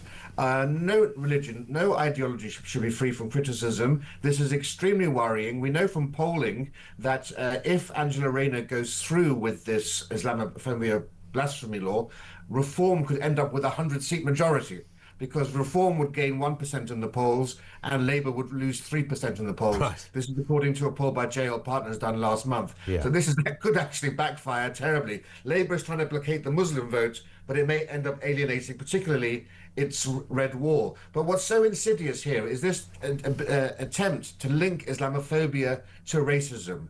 And you ask them, why is that? They say, well, because most Muslims are non-white. That's so absurd. Most Catholics in this world are non-white. Is it racist to attack the Pope or Catholicism? Yeah. Most communists in this world are Chinese. Is it now racist to attack the communism? And also, of course, you've got the Sunni and Shia groups in Islam, you know, just as hostile as the Protestants and Catholics used to be in the old days. They hate each other. Are they Islamophobic if they condemn the other group? Point. I mean, it's completely absurd. I mean, you'd think, Rafe, if nothing else, the fact that Dominic Grieve is involved in the decision-making process would be enough to tell any objective onlooker this is probably not worth even pursuing. I mean, you've got a man who habitually is on the losing side, and here he is again, somehow finding himself. I'm sure he's getting paid a few quid for his services. He's a good legal brain. I'm sure he's a very nice man and a great lawyer to sort out your parking ticket if you've been given one badly. But I'm not absolutely sure he's politically on the money when it comes to public thought. Yeah, no, you're absolutely right. And what's worse, though, is that this term Islamophobia that they're trying to bring in, and which Dominic Grieve is personally invested in. I mean, he's got a long track record of wanting to instill this definition of Islamophobia. Islamophobia wasn't coined by the Muslim Brotherhood, but they are the ones who popularized it. The Muslim Brotherhood are a deeply anti-Semitic, violent, extremist organization, deeply misogynistic, ties to Hitler and Nazism, and they wanted to use this term Islamophobia to conflate anti-Muslim hatred with criticism of Islam. So Islamophobia was designed specifically to be a tool with which to demonize anybody who criticizes the religion of Islam rather than who attacks individual Muslims. And so the Muslim Brotherhood clearly wanted Islamophobia to become a weapon and a tool for jihadis. And just remember, this is the group who translated Mein Kampf into Arabic, who met with Hitler in Nuremberg, who helped to form an SS brigade to kill Jews in the Balkans, celebrated all these sort of anti-Semitic Nazi propaganda and embedded them into Arab culture. That's what we're talking about here. Unfortunately, in the 1990s, Trevor Phillips, who ran the Runnymede Trust, he incorporated this definition of Islamophobia into British life. And now he deeply regrets having done so because he's realized how damaging it is. And unfortunately, the Labour Party still haven't cottoned onto this, or at least they're not brave enough to call it out for what it is. Listen, it's always very thorough stuff. Rafe, great to have you on to explain this in more detail. Thank you for your time. Rafe Hadel-Mancu, broadcaster, historian and fellow at the New Culture Forum. Isn't that the whole point? I'd like to think that other religions look at Christianity, the main religion in this country, and probably find some weirdness in that. I'm sure in another world I'd find it weird that people put a dead tree in their house once a year at Christmas and stick a fairy on the top and then illuminate it and add some chocolate. And then they put something called tinsel, and then they have little baubles. Some might have their own kids' names on them. Just take a step back and think about how mad that is. We do that every year. They look gorgeous, by the way. I'm excited. It's nearly September, which in my head means it's nearly Christmas, because I'm thinking of that tree. But I could see how somebody could objectively go, that's bonkers, that tree thing they do. That's really, really weird. You see what they do? And then they stick some presents underneath it. And they buy all this paper that they wrap the presents up with, and they just rip it off. It's kind of mad. And then they buy loads of chocolate to eat over like a 2-week period. Massive amounts of chocolate. Filthy old Christian fatties. I'm sure that is probably quite amusing. Because religion, of all the subjects you can talk about, it's the one area of public discourse that is purporting to know the meaning of life. And if that isn't an absolute open goal for a good old healthy dose of occasional ridicule, certainly criticism, certainly debate, then I can't think of a single subject that is. People who are saying, yeah, I know how it started, I know who the main God is, it's not the one that he said over there, not that Jewish fella, and not that Christian fella, or not that Muslim fella. It's our belief, the Sikh belief, or whatever religion it happens to be. I mean, it's so loaded with such tasty invites to critique. I don't even know where to start. It's beautiful, right? Of all the things in life, you should be not just allowed to, but encouraged to, at the very, very least, robustly question. But when you feel like it, happily lampoon. It should be religion. So if anything comes along in the 21st century and says, oh, we're going to take this one religion, and I'm not disputing, by the way, people who are shouted at in the street, attacked in the street, even lose their lives because of their faith, whether they happen to be Muslims or Jews or anyone else for that matter. Around the world, the statistics will differ. But all of that stuff, murder and racial abuse is already illegal. Attacking somebody in the street in whatever manner is already an issue of so all these things are already criminal. So why are we taking something to another sort of level which sounds a little bit like it's going to stop people joking or fundamentally disagreeing with something? I mean, this is just nuts. This is terrifying, by the way. It should just be laughable. But it's actually quite scary. 0344 499 1000. Cliff says, if a blasphemy law did come in to protect Islam, how long would it be before they would want the religious police, which are a feature in some Islamic nations? That's a good point. But how long might it be before another religion says, hang on a sec, what about us? My name's Brian and so is my wife. You could get into that kind of territory. Lines are open on this and all the other issues as well. Lots more still to discuss. It's 10 to 3. This is Talk.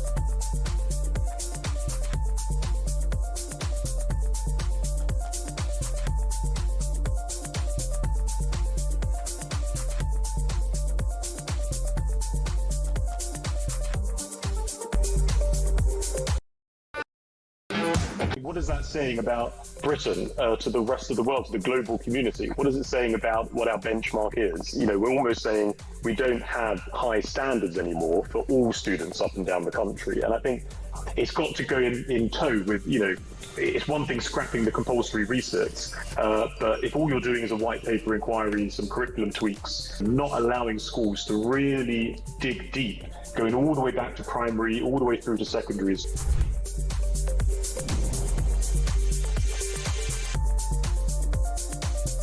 They were across the UK, on DAB+, on your smart speaker, on your smart TV, and on your side.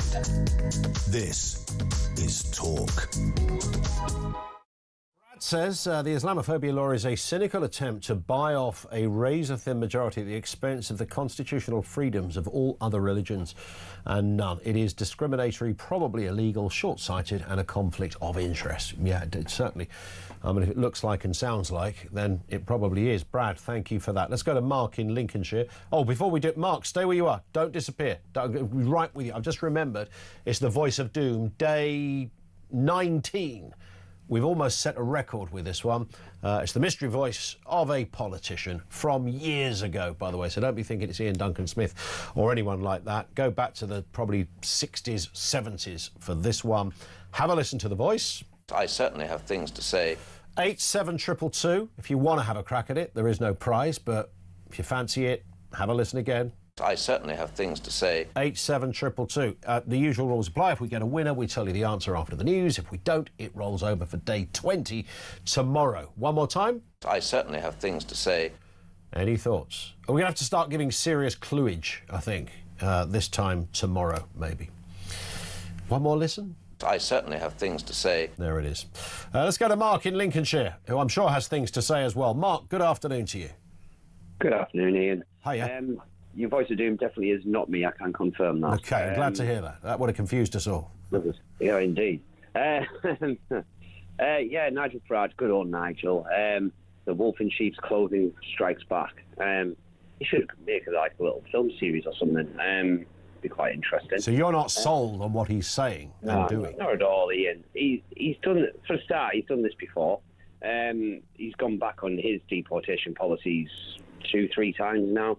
I have no reason to suspect, to think any different this time. Given 6 months, 6 weeks, whatever, he will probably go back on it. Once he starts being called racist a bit too much, he'll go back on it. That's what he tends to do. But also as well, what he was actually talking about, the devil's in the detail, or more to the point, the wording.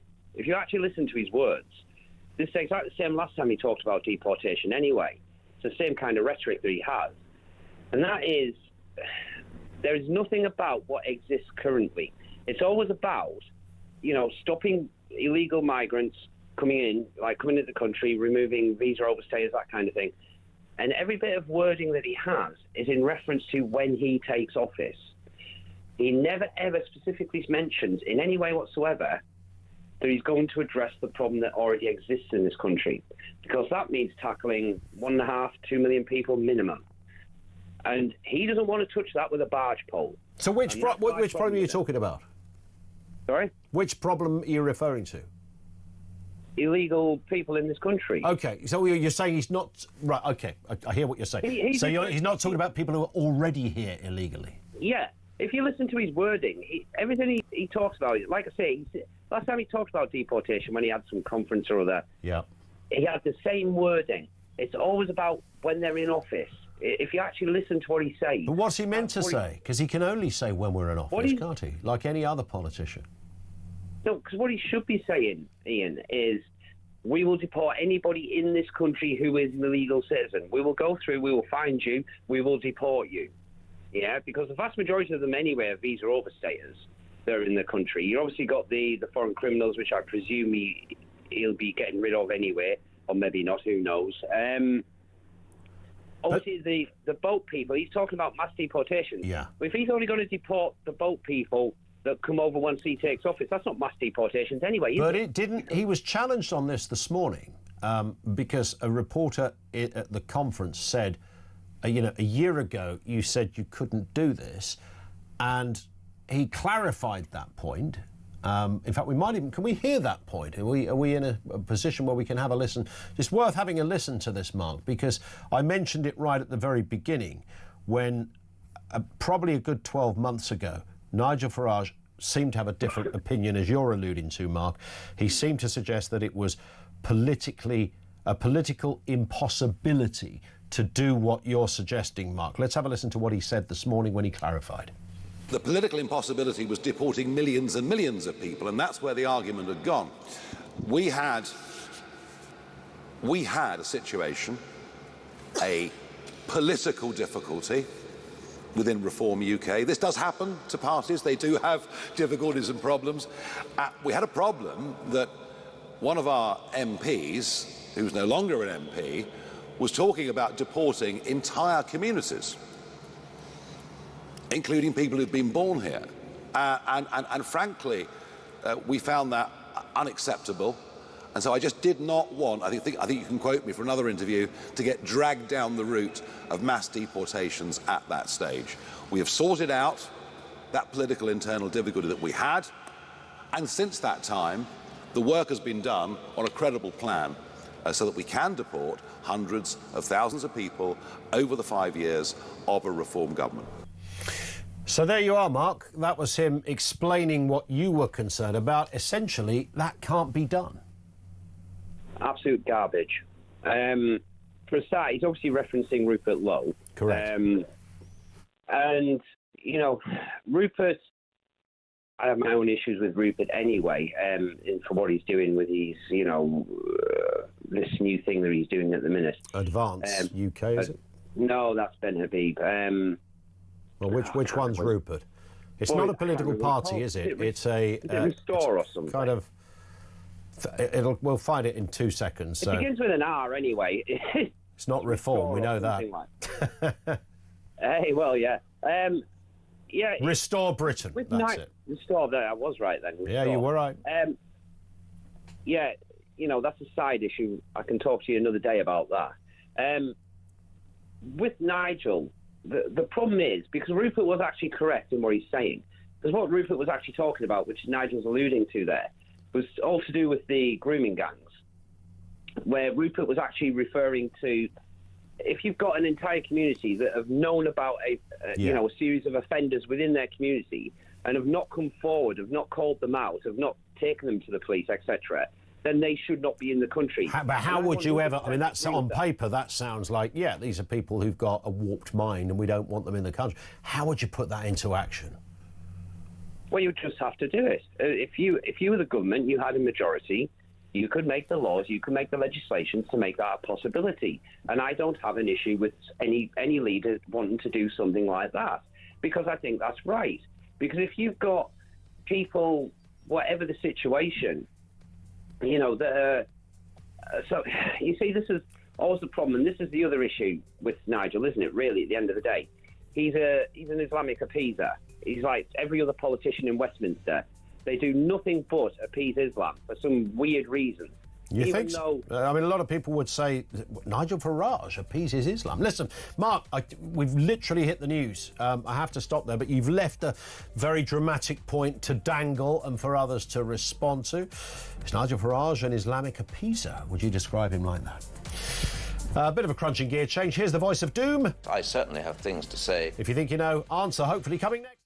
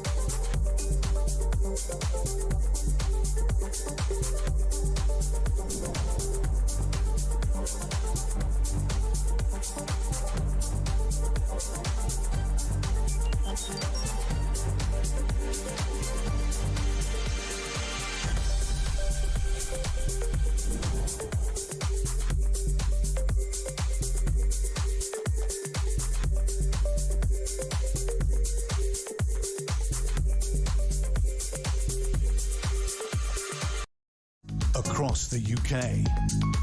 On DAB+, on your smart speaker, on your smart TV, and on your side. This is Talk.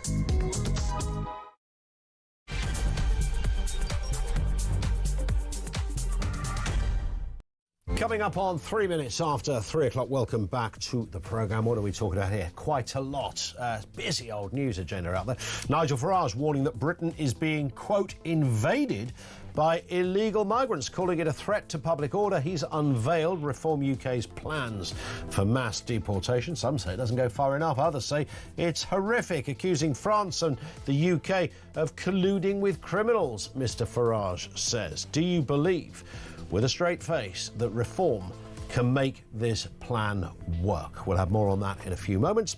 Also, racist behaviour in schools has hit record highs, with more than 15,000 students suspended last year, including, you ready for this, 4-year-old children. 4-year-olds. They're like toddlers. Really? More on that in a moment. And commuters are being told to keep their music to themselves as a new campaign hits the rails today, with some politicians pushing for fines for so-called headphone dodgers. Oh, I like that phrase. I love it. 0344 499 1000. Can I just ask on that very point, have you ever challenged the headphone dodger? Because they are a peculiar bunch, and I've noticed of late they're not exclusive to one age group. You might think. But I swear there was some old girl sitting behind me watching Midsummer Murders on her phone the other day. And it was quite loud. I mean, there was no headphones involved in this. And I did think it's a bit strange. And then you get those having FaceTime calls, which is more annoying. You've got two voices to contend with, their lovely mate on the other end. And, but no one ever confronts those people. I find it staggering that in the 21st century, where this is one of the most popular, you know, if you ask people in a pub, crowd of mates, sitting down, having a chat, list me 5 most annoying things. It wouldn't take long before someone said, oh, people on trains and buses who don't use their headphones, playing music loudly, FaceTime calling. How can those that do it not know that? That's the bit that really gets me. How can they not know the taboo, in fact, unacceptable nature of what they're doing? But have you ever confronted it? And if you did, what happened? 0344 499 1000. Let's just quickly do the voice of doom. Remember, we've been trying to solve this for 19 days now. It's the political mystery voice. Who is this? I certainly have things to say. These, I said, you've got to go way back decades. These are some of the guesses. Enoch Powell, Anthony Howard, Sir Richard Mars, Peter Shaw, Peter Horndon, George Brown, Francis Pym, Peter Murrell, Quentin Hogg, Willie Whitelaw, Airy Neve. None of those are true. John Stonehouse, no. Harold Wilson, no. John Perfumo, no. Profumo. George Younger, no. We haven't got a right answer. It means it rolls over to tomorrow for day 20. We will start introducing some bonus clues from tomorrow. Now, racist behaviour in schools has hit record highs, with more than 15,000 students suspended last year, including 4-year-old kids, toddlers, essentially. Incidents have more than doubled since 2021, including offensive language, physical attacks and race-hate vandalism. Teachers blame COVID, saying time away from school and limited social contact has left many kids struggling to behave and interact properly. Shouldn't you learn this kind of stuff at home anyway? Let's speak with Liz Fraser, parenting author and primary school governor. Good afternoon to you, Liz. Good afternoon, hello. Nobody is denying that some children can be racist, and there are some horrendous examples of that where some really quite serious, almost criminal issues have occurred. The bit that grabs the headlines here, of course, Liz, is 4-year-olds. Really? Well, it does grab the headlines. It's a very shocking headline. Of course, what you have to do then is go behind the headline and have a little bit more of a look at it. And actually, I mean, putting aside the wider picture, which we'll come to, I'm sure, in a minute, you know, why has the number gone up so massively? In fact, the number of children in reception class who are as young as 4, usually 5, who have been sent home from school for racist behaviour, I think was 5 out of 17, over 17,000 in that year, which actually makes a little bit less than 0.03%. So it's 5 kids. It's not like there's hundreds of them, right? So yeah, as you say, it's a great headline, but it's perhaps not really. Yeah, true, it doesn't. But you are forced to sort of wonder, you know, does a 4-year-old even know what racism is? I mean, unless they've come from a horrendous house where sort of the kind of language that we would typically associate with a racist, unless it's that, or, you know, without knowing the full details, it's hard to realise. But you do have to scratch your head and think, you know, is it really possible for a 4-year-old kid to be ideologically racist? Well, quite. And I mean, I'm a mum of 4. My youngest is 7. My oldest is, how old is she? 27. Wow, that's some old age gap you've got going on. I know, that's why I can't remember. Yeah. So, you know, obviously, I mean, you know, I've seen hundreds and hundreds and hundreds of children of the, you know, go through from birth all the way to nearly 30.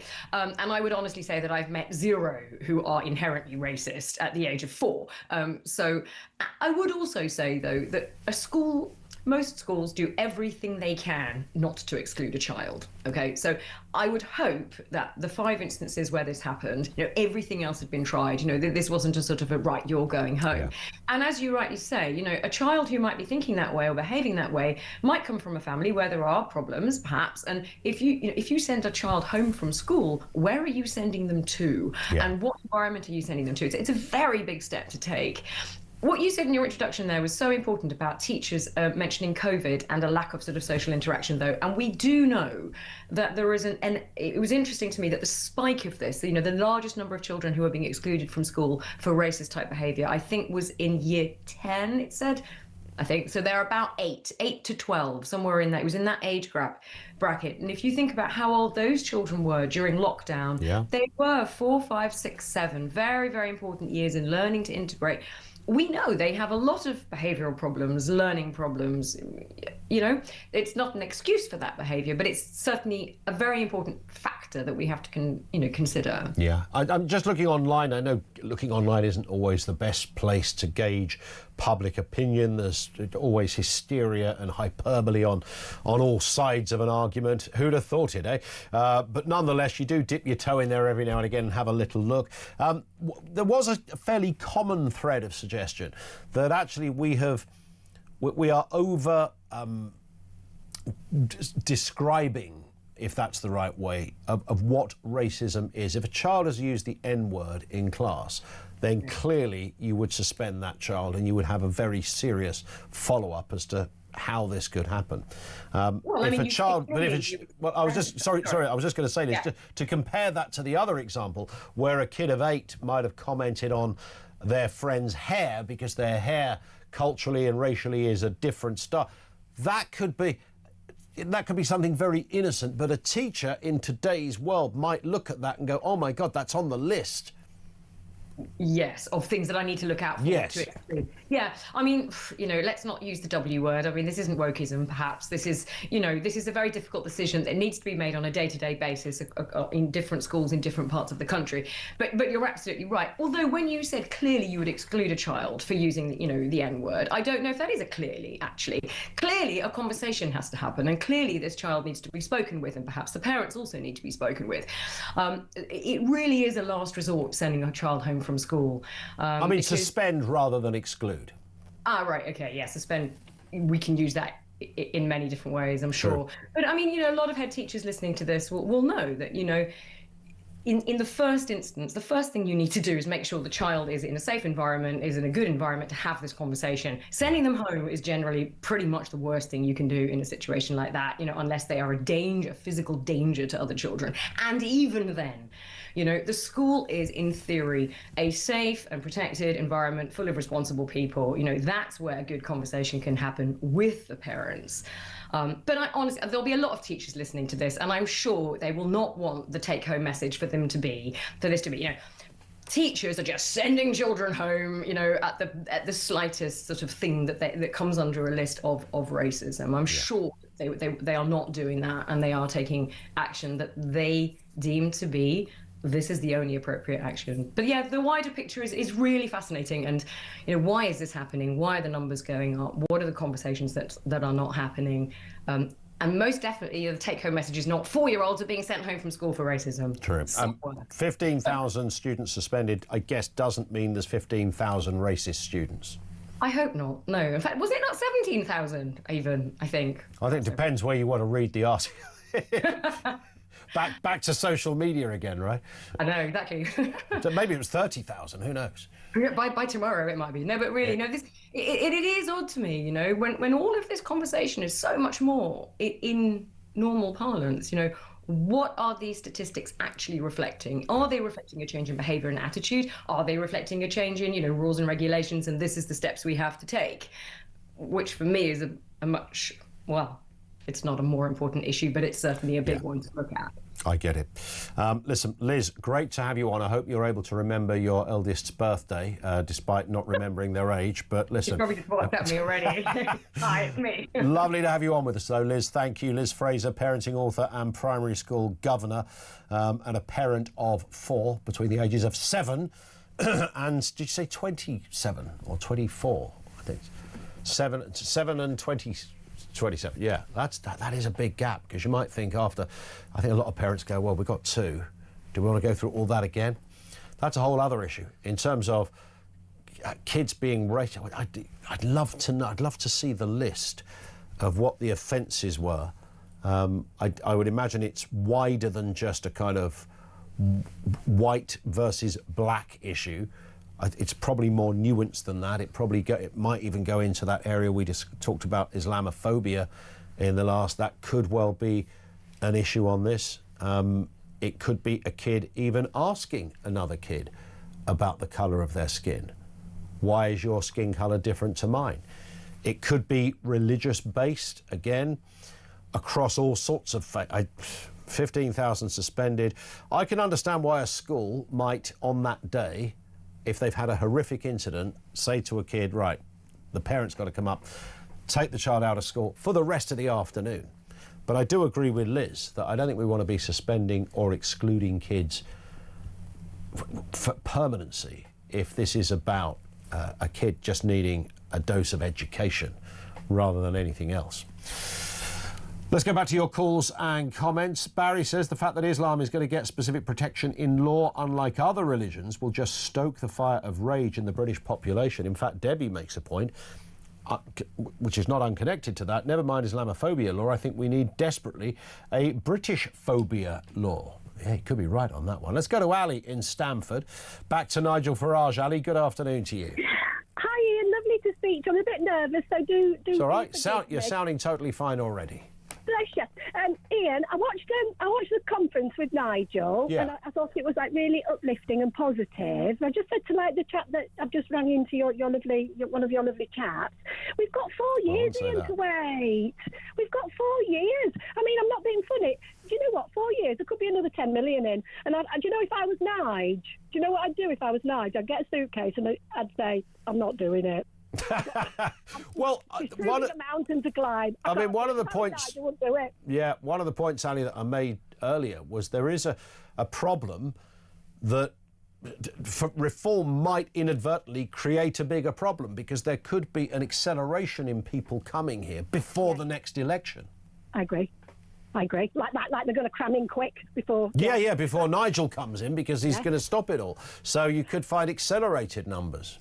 Exactly. I almost think Nigel would be like a bloody hero to be like dealing with that in 4 years' time, because it will be almost irreversibly, and I don't even think it could be done. I don't even think it's possible to be done. I mean, Julie said this morning that she'd join in it, bless her, and you know, there's loads of people that would. But Ian, 4 years away, it's almost impossible. I mean, the country's doomed now, never mind in 4 years' time. And I know he's trying to do the right thing, but it's almost as though as though that we're talking about there's like an election in a week's time, and that we're all getting excited. But 4 years. 4 years, a long time. Do you have any hope, though, Ali, that Labour could shoot his fox and actually come up with their own plan that stops channel migration?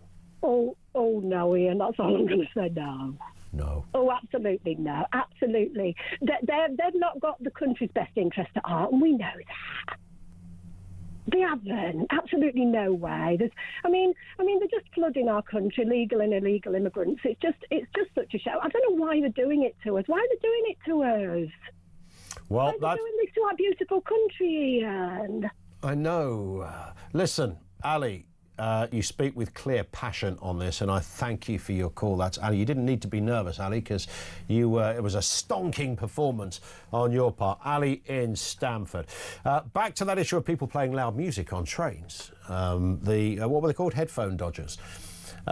Adrian in Buckhurst Hill says, this afternoon I was on a Weaver Line train from Liverpool Street. About half a carriage down from me, a woman aged probably 30-something started playing music on her phone and then proceeded to sing to the music alongside two girls who looked as if they were daughters, aged maybe 10 and 13. Let's just say the assembled family choir would struggle to know the difference between C major and C sharp minor. Like others, I glared, but then another 30-something woman on the train sat next to me and on hearing the choir shouted, "Would you please sing and play your music quieter?" The outcome, she was ignored, of course, and the screeching continued. What would make somebody do that? Not since I sat next to a woman and her 4-year-old watching the entire back catalogue of Peppa Pig have I felt that level of outrage on full volume on an iPad. Remember, any device you're likely to listen to music on a phone, on a train, which is likely to be a phone, an iPad, maybe a laptop, is never great quality when played out loud, right? It's tinny. It's the worst way to consume music, which is why I find it slightly confusing that anyone would even opt to do it. If you stick a pair of headphones in, your tinny music becomes imminently listenable and rather good sound due to the nature of the headphone device. So it's never a good place to start with to listen to music. So who knows what goes through the minds of those that decide to dodge the headphones and just broadcast either their choice of music, TV programme or film, or even a FaceTime conversation with their best mate. Like, well, you want to hear that old garbage of somebody else, not just the person on the train. Did you ever confront the person doing that? If so, what happened? 0344 499 1000. You can message 87222. The time now on Talk is 20 past 3.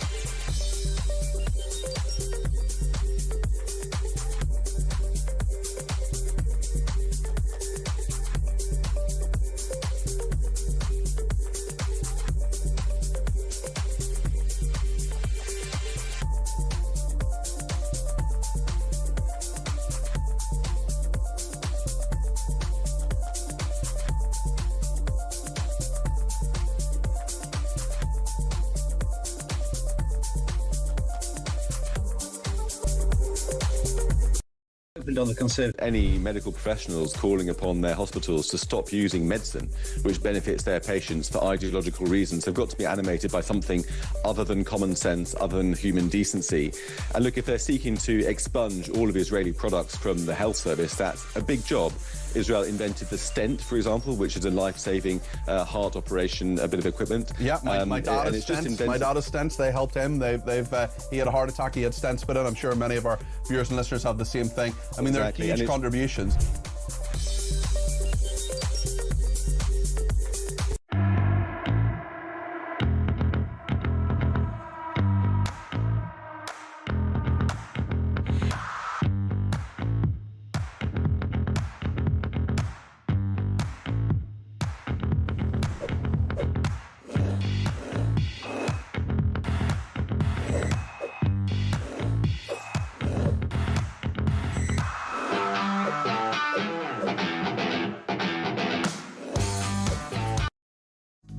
across the UK.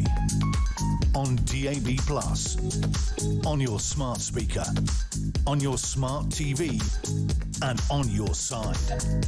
This is Talk. This one from Jim in the Netherlands. Good afternoon, Ian. I was delighted to hear Nigel Farage's speech. Such a breath of fresh air pertaining to confining migrants to camps. People just have to remember that, once again, during World Wars I and II, aliens, mostly people of opposite nationalities, perhaps mostly harmless, were nevertheless interned on camps on the Isle of Man. The conditions were relatively okay, and apparently the only problem was that there were mixed beliefs. For example, Jews sharing spaces with Nazi sympathisers, although these things were quickly resolved. I didn't know any of that. To be clear, I don't necessarily propose the Isle of Man by any means, but it's only obvious that this would work. Farage is miles ahead with intelligence and ability, as opposed to this bunch of hopeless, hapless duds. All the best, says Jim. Jim, it's a great message. Thank you very much indeed for that. Naturally, whenever you raise the issue of immigration and talk about the word deportation, the left-wing meerkats will pop their head and go, it's a bit of a racist, isn't he? He just doesn't like, people who are a bit brown or people whose faith is different. It might just be that you philosophically, and it's not hard to even understand this. If your belief was no migration at all, of any nature, even that wouldn't make you a mad xenophobic racist. That would make you somebody who philosophically believed that either permanently or perhaps almost a moratorium, so you could have a temporary stop on any form of immigration while countries settle, recalibrate, acknowledge that at this point in the 21st century, lots of people are going to start getting discerning about where they live and want to move around. Their reasons will be completely breathtakingly different from what they might have been 20, 30 years ago, and that's the world we're in. So to have a belief, a heartfelt belief, that you think our borders should be closed, even that doesn't make you a nut job. It doesn't make you a right-wing bozo.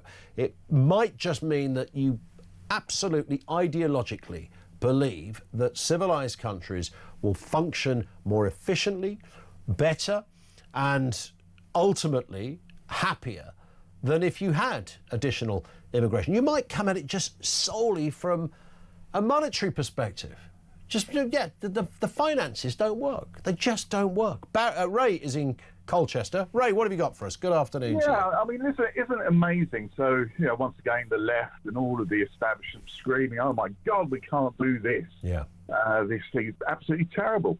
But if you look around the world, you look at what's happened with the new president in Argentina, came in, basically changed the world and basically made it, instead of a basket case country, now one with some of the best growth in the world. At the same time, you had in El Salvador, a country that had the highest murder rate of any country in the world. A new president comes along saying, well, I'm going to change this. Yep. He voted in and done exactly what he said. And within a year, they've gone from the highest murder rate to the lowest murder rate, and he's just been voted in again. Yeah. These things are all impossible until someone decides to go and do it. Just like Trump done it in America, within weeks of him taking power, this unsolvable thing of mass immigration, which had been allowed by the previous regime, basically was stopped in its tracks, because the damage that it's been doing to all of Western society is plain now to see for everyone. Apart from those elites that absolutely do very well out of masses of people coming in. It suppresses wages, it causes lack of cohesion. We've gone from being one of the most stable, cohesive countries in the world, and within my lifetime, a high-trust society, one that has flipped itself on its head now. Why do you think it is 10 reasons why you're against immigration? One of them might be that you're a mad racist, but there's 9 other reasons. Why is it that all of the reasons, regardless, seem to define you as a mad racist?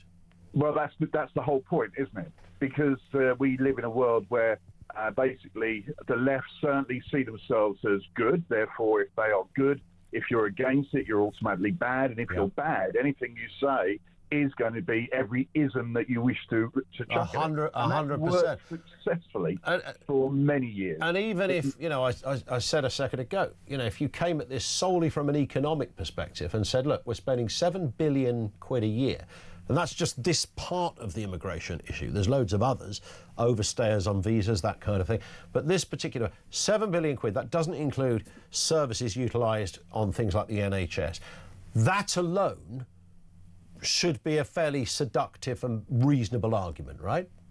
Yeah, but it depends on where you're... This is all about perspective. Of course it is. If you're someone at the elite at the top, this is nothing but benefit to you. Mass immigration. For all the reasons it's been outlined by all of us. Is it still useful, though, to the elite at the top? Because the argument used to be, well, look, it works itself out. It goes up, it goes down. Sometimes there's a bump a year, other times it goes low.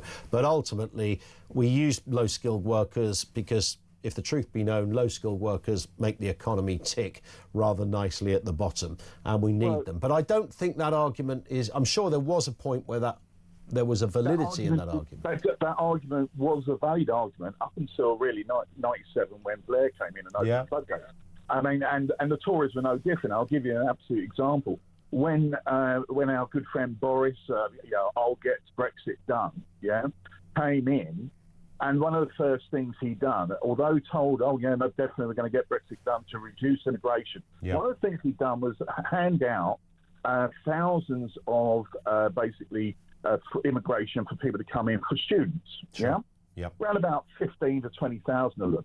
But here's the rub on that.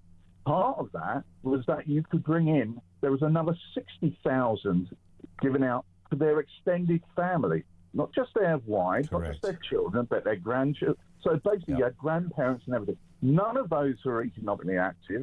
All of those moving straight onto a benefit system, a welfare system that we've created. That is basically now unaffordable. And it's been made unaffordable by allowing millions of people who have gone straight onto our benefit system. You don't have to be a genius to figure this out. Yeah, you can even still have a job, but you're likely to be on the benefit system. Exactly. I mean, the introduction of under the Blair years, Blair was the consummate politician. He was absolutely amazing from a political point of view. But the things he introduced have absolutely been a Trojan horse, which have led us to this path where we are hamstrung by the incorporation of human rights into our everyday law. For all these people say, we had no human rights before it. We'd always had human rights because we were the country that invented human rights. You don't have to lose your human rights just because you have a recalibration of the current rules. Listen, great call, Ray. Lovely to speak. Thank you very much indeed for that. I want to get a word in from Anne-Marie in Lanarkshire on the issue of Islamophobia. Anne-Marie, good afternoon to you. Good afternoon. Now, I'd like to say that Islam is an alien culture. It's not a culture, it's an alien one. And it actually opposes our culture. Alien in a Western setting? Well, it's alien. It's not our culture. It's never been our culture. Okay. It's not our culture.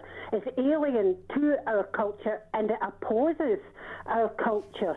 And I've got to say, you can't. This hampers integration, right? And it's against the human rights. The whole process of Islam is against the human rights. But I'd like to say that it's already causing a huge problem in our society if a 4-year-old is getting barred from school because of it. I'd like to say to Angela Rayner is integration by suppression will not work, and it gives Islam a hand over the people that are not Islamic. It gives them power over us. Okay? There it is, Anne-Marie. Thank you very much indeed, Anne-Marie in Lanarkshire. Although, just to clarify, the story about kids in school and record suspensions for racism there was no denoting specifically Islam in that.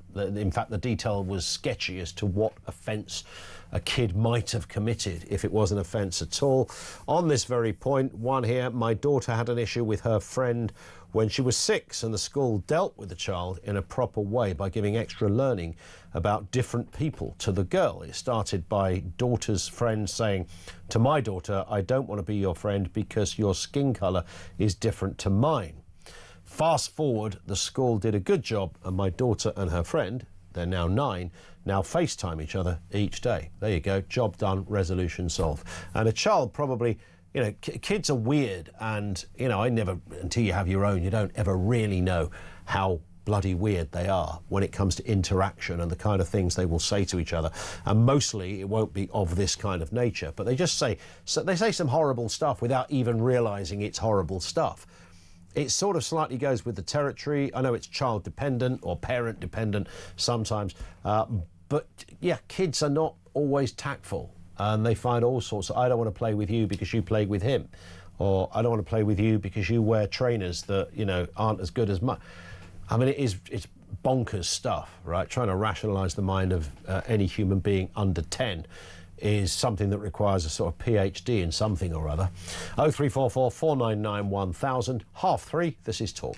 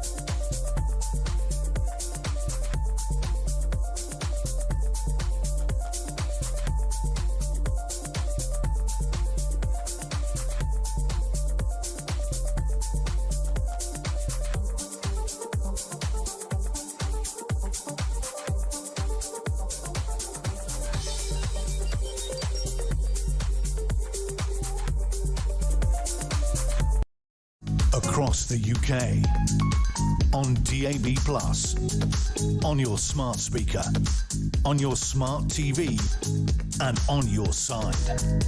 This is Talk.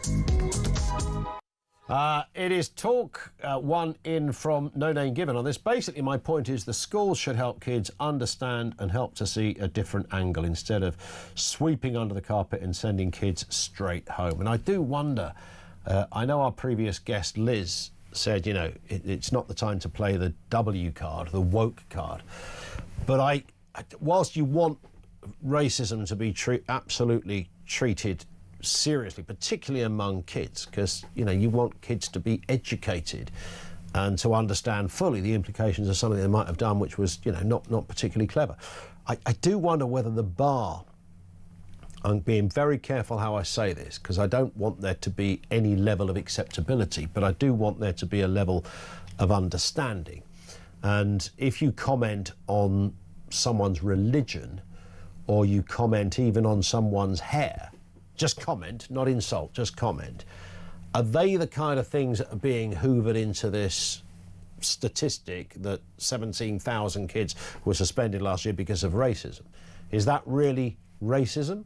Or is that merely a question, or a confusion, or a lack of understanding, or any of the above? My sense is that it probably is quite a lot of that in this. And again, it doesn't, not to excuse anything, and I would actively say, as our previous guest did, that if you've got a kid that's made a statement that's probably unsubtle, then deal with it and address it and educate the kid, as a couple of previous texters have said. Now let's move to this story. This is the sort of thing that almost keeps me awake at night. It drives me absolutely nuts. People playing loud music on trains. We loosely touched on it yesterday on the programme, or Jonathan touched on it yesterday a little bit. But today we learned that London commuters are being told to keep their music to themselves in a new campaign that hits the rails today. Posters on the Elizabeth line warn passengers not to blast tunes or use speakerphone and irritate fellow travellers. I've often wondered why that's not a standard thing that sits there on every carriage saying, stick your headphones on. Both the Lib Dems and Conservatives are demanding tougher fines for so-called headphone dodgers, ruining the journey for everyone. Let's speak with Tom Jones, Conservative commentator and Conservative councillor for Scotland and Lower Wensleydale. Good to have you on again, Tom. Thanks for having me. And, you know, you are allowed to wear headphones during an interview, of course, because you need them when we're chatting, and that's great, but there are times and places where it should be a given that a pair of headphones are needed, certainly when you're sitting on a train listening to, you know, whatever your choice of music or TV programme might be. Or in most cases, it seems to be tinny TikToks. You know, yes. I think one of the reasons this irritates people so much is it only takes one person to kind of shrug off the implicit rules that keep shared spaces civil. Yeah. And then it invites other people to do the same. You know, the piece of our public spaces is very loosely woven, and it only takes a tug or two for it all to unravel. And the kind of shared privacy that makes being collected in public spaces will be replaced by, you know, the imposition of the will of the loudest, the least considerate will be imposed upon everyone else. When it comes to humans doing weird stuff, and I wrote a book on this once called 67 People I'd Like to Slap. Not genuinely, but it was based on, you know, metaphorically, people that just do things that send you round the flipping bend and up the wall simultaneously.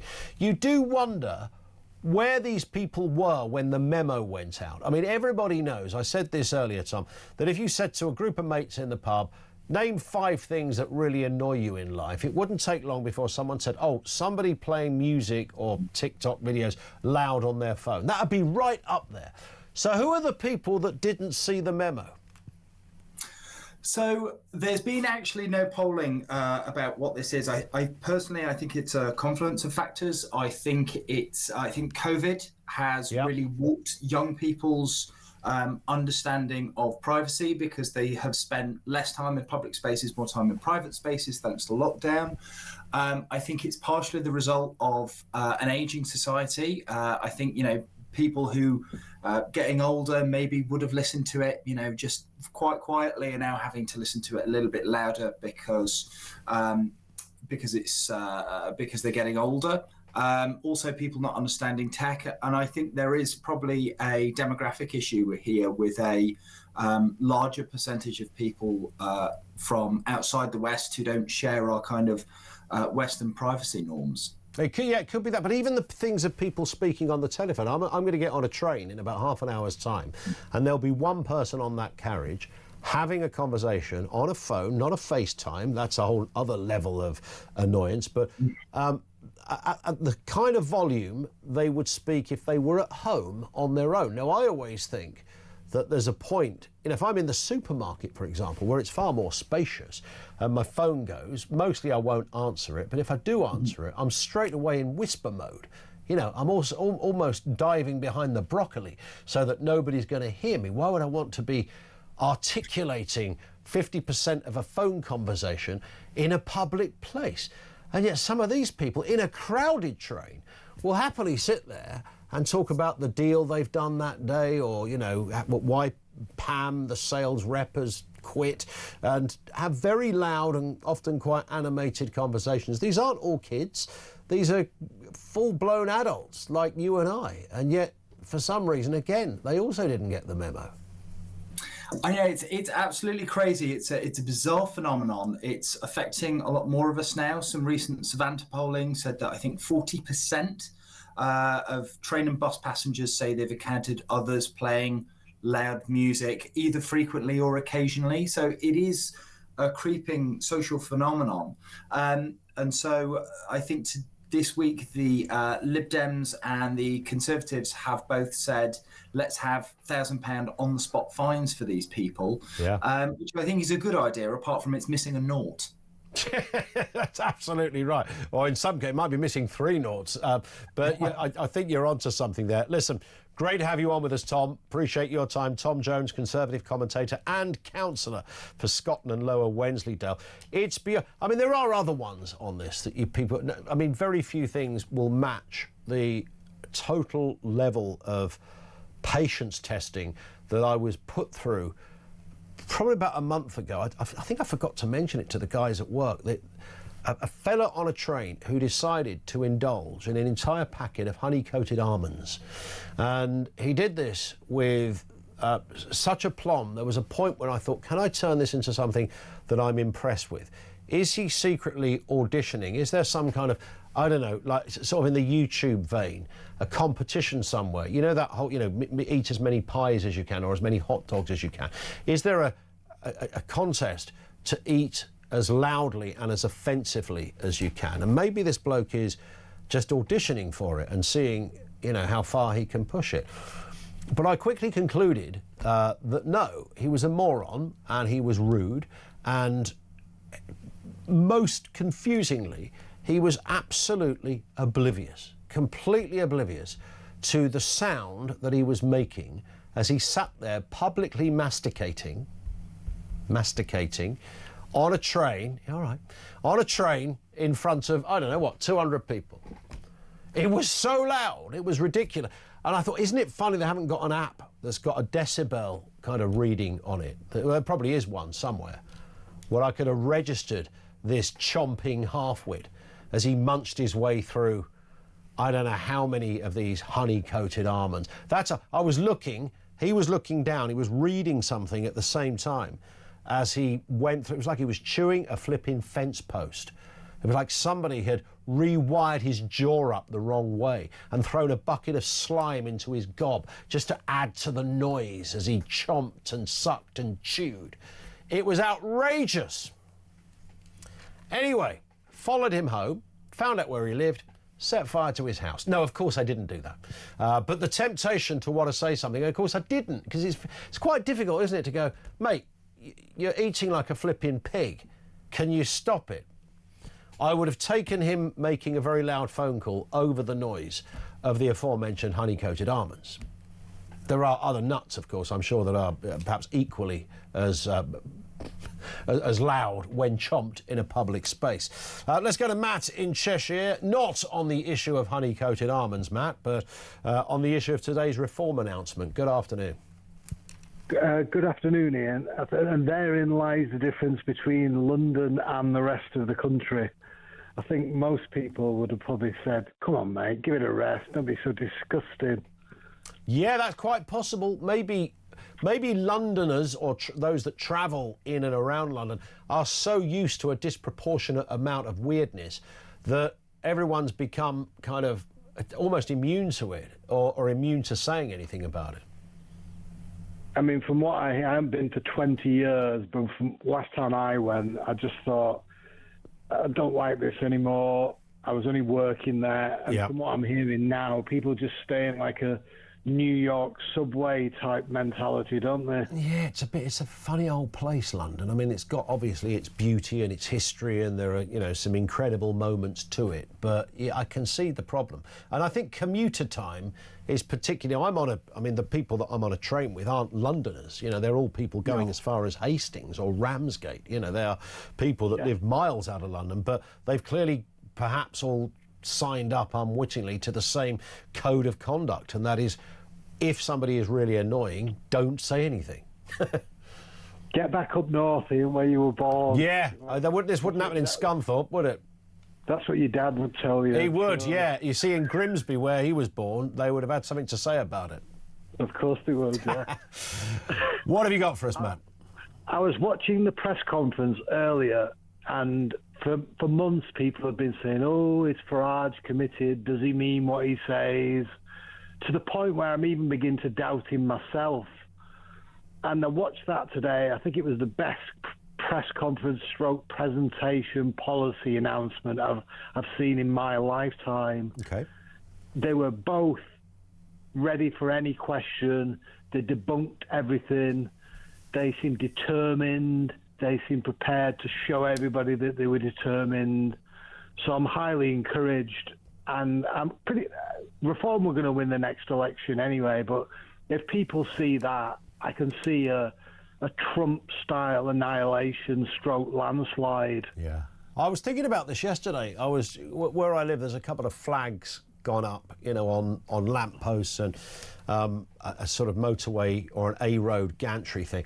And I was ordinarily people would write this off and go, you know, Labour would write it off and say, look, this is just a few people who feel strongly about, you know, issues around the flag or issues around immigration.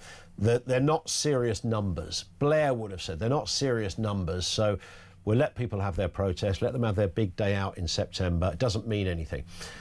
That's completely misplaced now, isn't it? Because we know that every single survey, every single poll says that Reform are likely to win the next election. This is not a niche view anymore.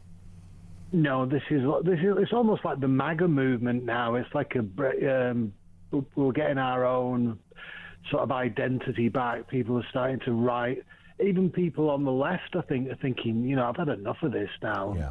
And I'm going to stick my neck out and say between 450 and 500 seats at the next election. I can literally see people know that if what Reform winning 450 seats? Yeah, I can see it. Wow. I said over 300 for Trump the day before the election on your show, and I was pretty near. So, I mean, that would probably be the biggest landslide in history, wouldn't it? Yeah, but we are in. As you said something brilliant the other week. You said something about a social revolution. Yeah. And it doesn't just apply to sort of phones and communication. It applies to politics as well. And we're in that time where anything is possible, and everybody's had enough. 100%. Reform are they look like they're ready, and he looks like the Prime Minister already. They've got to find, I mean, this is a separate conversation, Matt, but it's just worth adding in. Of course, if there was an election tomorrow, they'd be stuffed, wouldn't they? Because you've got to find all those candidates from somewhere. Yeah, of course, but I think people will be happy with normal people, Ian. I think if you or somebody who works on the market in your street or... People would be just saying, yeah, she's a nice woman over there. Yep. She's no political experience, but she's not a traitor and a political... That's a good point. Maybe that is part of the social revolution that we need. You know, our first three guests on the show today were all, I mean, two of them were under 25, one of them was only just 30. And I thought, isn't that interesting? That two of them were Reform and one was Labour. I don't know if you heard it, but nonetheless, regardless of party, the fact that people of a younger year, you wouldn't have seen that 10 years ago, right? You wouldn't have seen a councillor. No. The average age of a councillor was about 73. And, you know, here we have people in their 20s signing up for democracy, essentially. Get Charlie Downs in there, Chloe Dodds in there. They're everywhere, all these smart, young, intelligent. I'll throw my hat in if they're desperate at the end. But you never know, Matt. I mean, you could be the Chancellor in 4 years' time. Take it over from Rachel Reeves.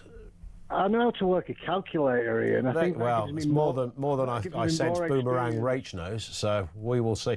Matt, I've got to move. You've been great as ever. Thank you very much indeed for that. On train etiquette and the like, an ex-colleague of mine, somebody messages in, ex-colleague of mine got off a train one day, very irate at the chap next to him on a warm day, proceeded to set about a full camembert and crackers. The smell was overpowering. He told the guy, camembert is not a train cheese. But to know if... That is a fair point, isn't it? Somebody else made the point about smelly food. Kelly says, how about offensively smelling food on trains? It's disgusting. Every now and again, somebody jumps on. You can just about get away with a McDonald's, I think, as general kind of... But once you start getting into anything with a bit of spice... cheeses. Camembert is not a train cheese. Should it apply to the office as well? I used to work with somebody who always put broccoli, you know, bagged broccoli in you microwave. Every day would microwave a big bag of broccoli, and it absolutely stunk the office out. And nobody said a word. Martin says, I've told plenty of people to knock it off with the noise. Don't get me wrong, I'm a bit of a unit with a tolerance of a warthog. I think it helps if you're a bit of a unit as well. John says, yesterday on a Warsaw bus, a girl was playing loud music. Another girl decided to play her music louder and sing to outdo the first. You see, there's no need for this stuff, is there? And Alan says, I hate the idea of playing music and taking excessively loud calls. It was only on a holiday to Dubai, which is, of course, a major mix of cultures, that I realised the issue is a cultural one. In some parts of the world, it seems normal to have a call on speakerphone without consideration for others. Yeah, I think that's true. I think people doing a business call on speakerphone is not that weird to some people. But it should be weird to everyone, regardless of culture. Lines are open. We'll take another call in a couple of moments. This is Talk.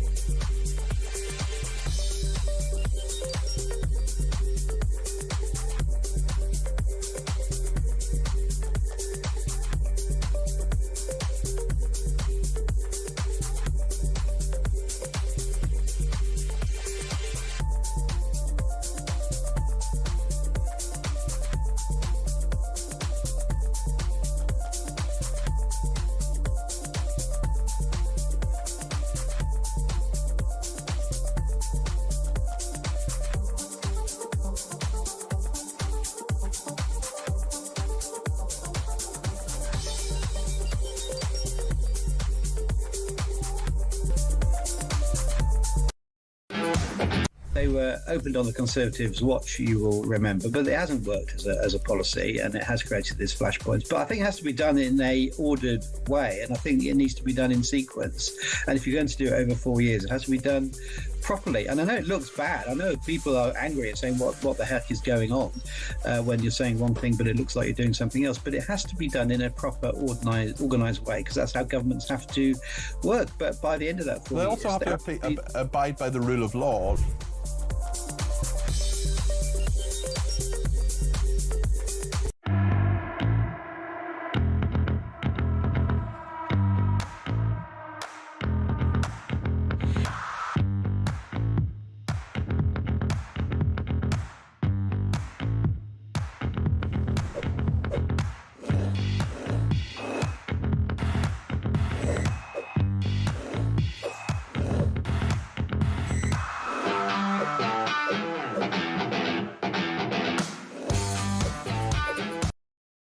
Across the UK, on DAB+, on your smart speaker, on your smart TV, and on your side.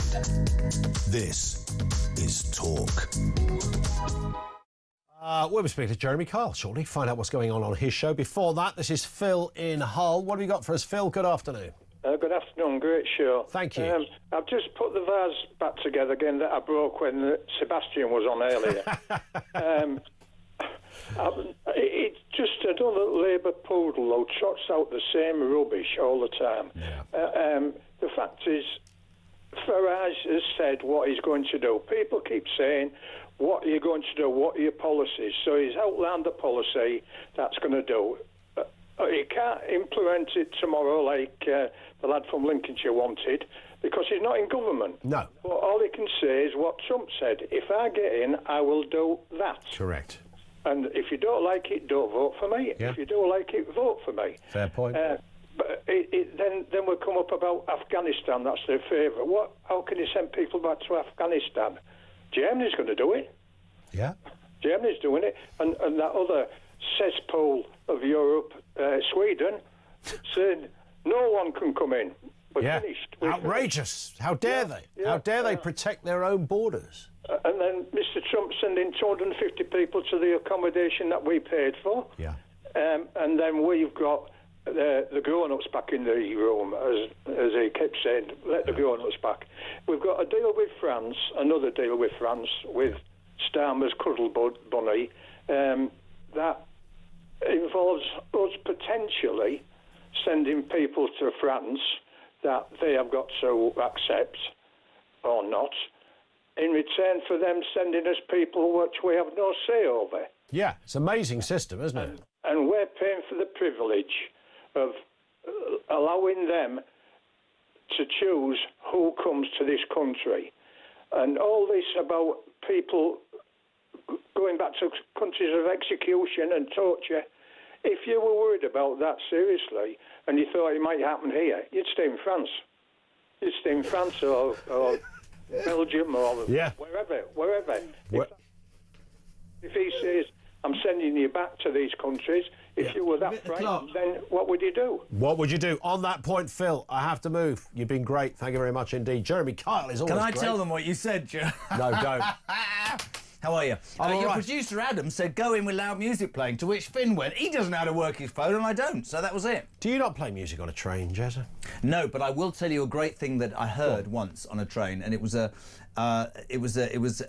Victoria Wood sketch, and she said I was on this train late night. She said, and it was crammed in this compartment, and this couple started to have sex, full sex, on the back, and nobody, because it was an English train, said anything at all. And when they'd finished, the bloke lit up a cigarette, and 3 people jumped up and said, "I think you'll find this is a non-smoking compartment." That's a very... It's true, isn't it? That is absolutely true. So all the people, they're playing loud music. Have sex is not a problem, but no music. You do all of that. Yeah, I do. I hate people that put their feet on train seats. I hate people feet on train seats. There's a taboo. It's weird, isn't it? How people do that with without. I don't want to hear your noise, but then I don't know how to work my ear things. The AirPod PIDs. What are they called? So do you not listen to anything if you're going?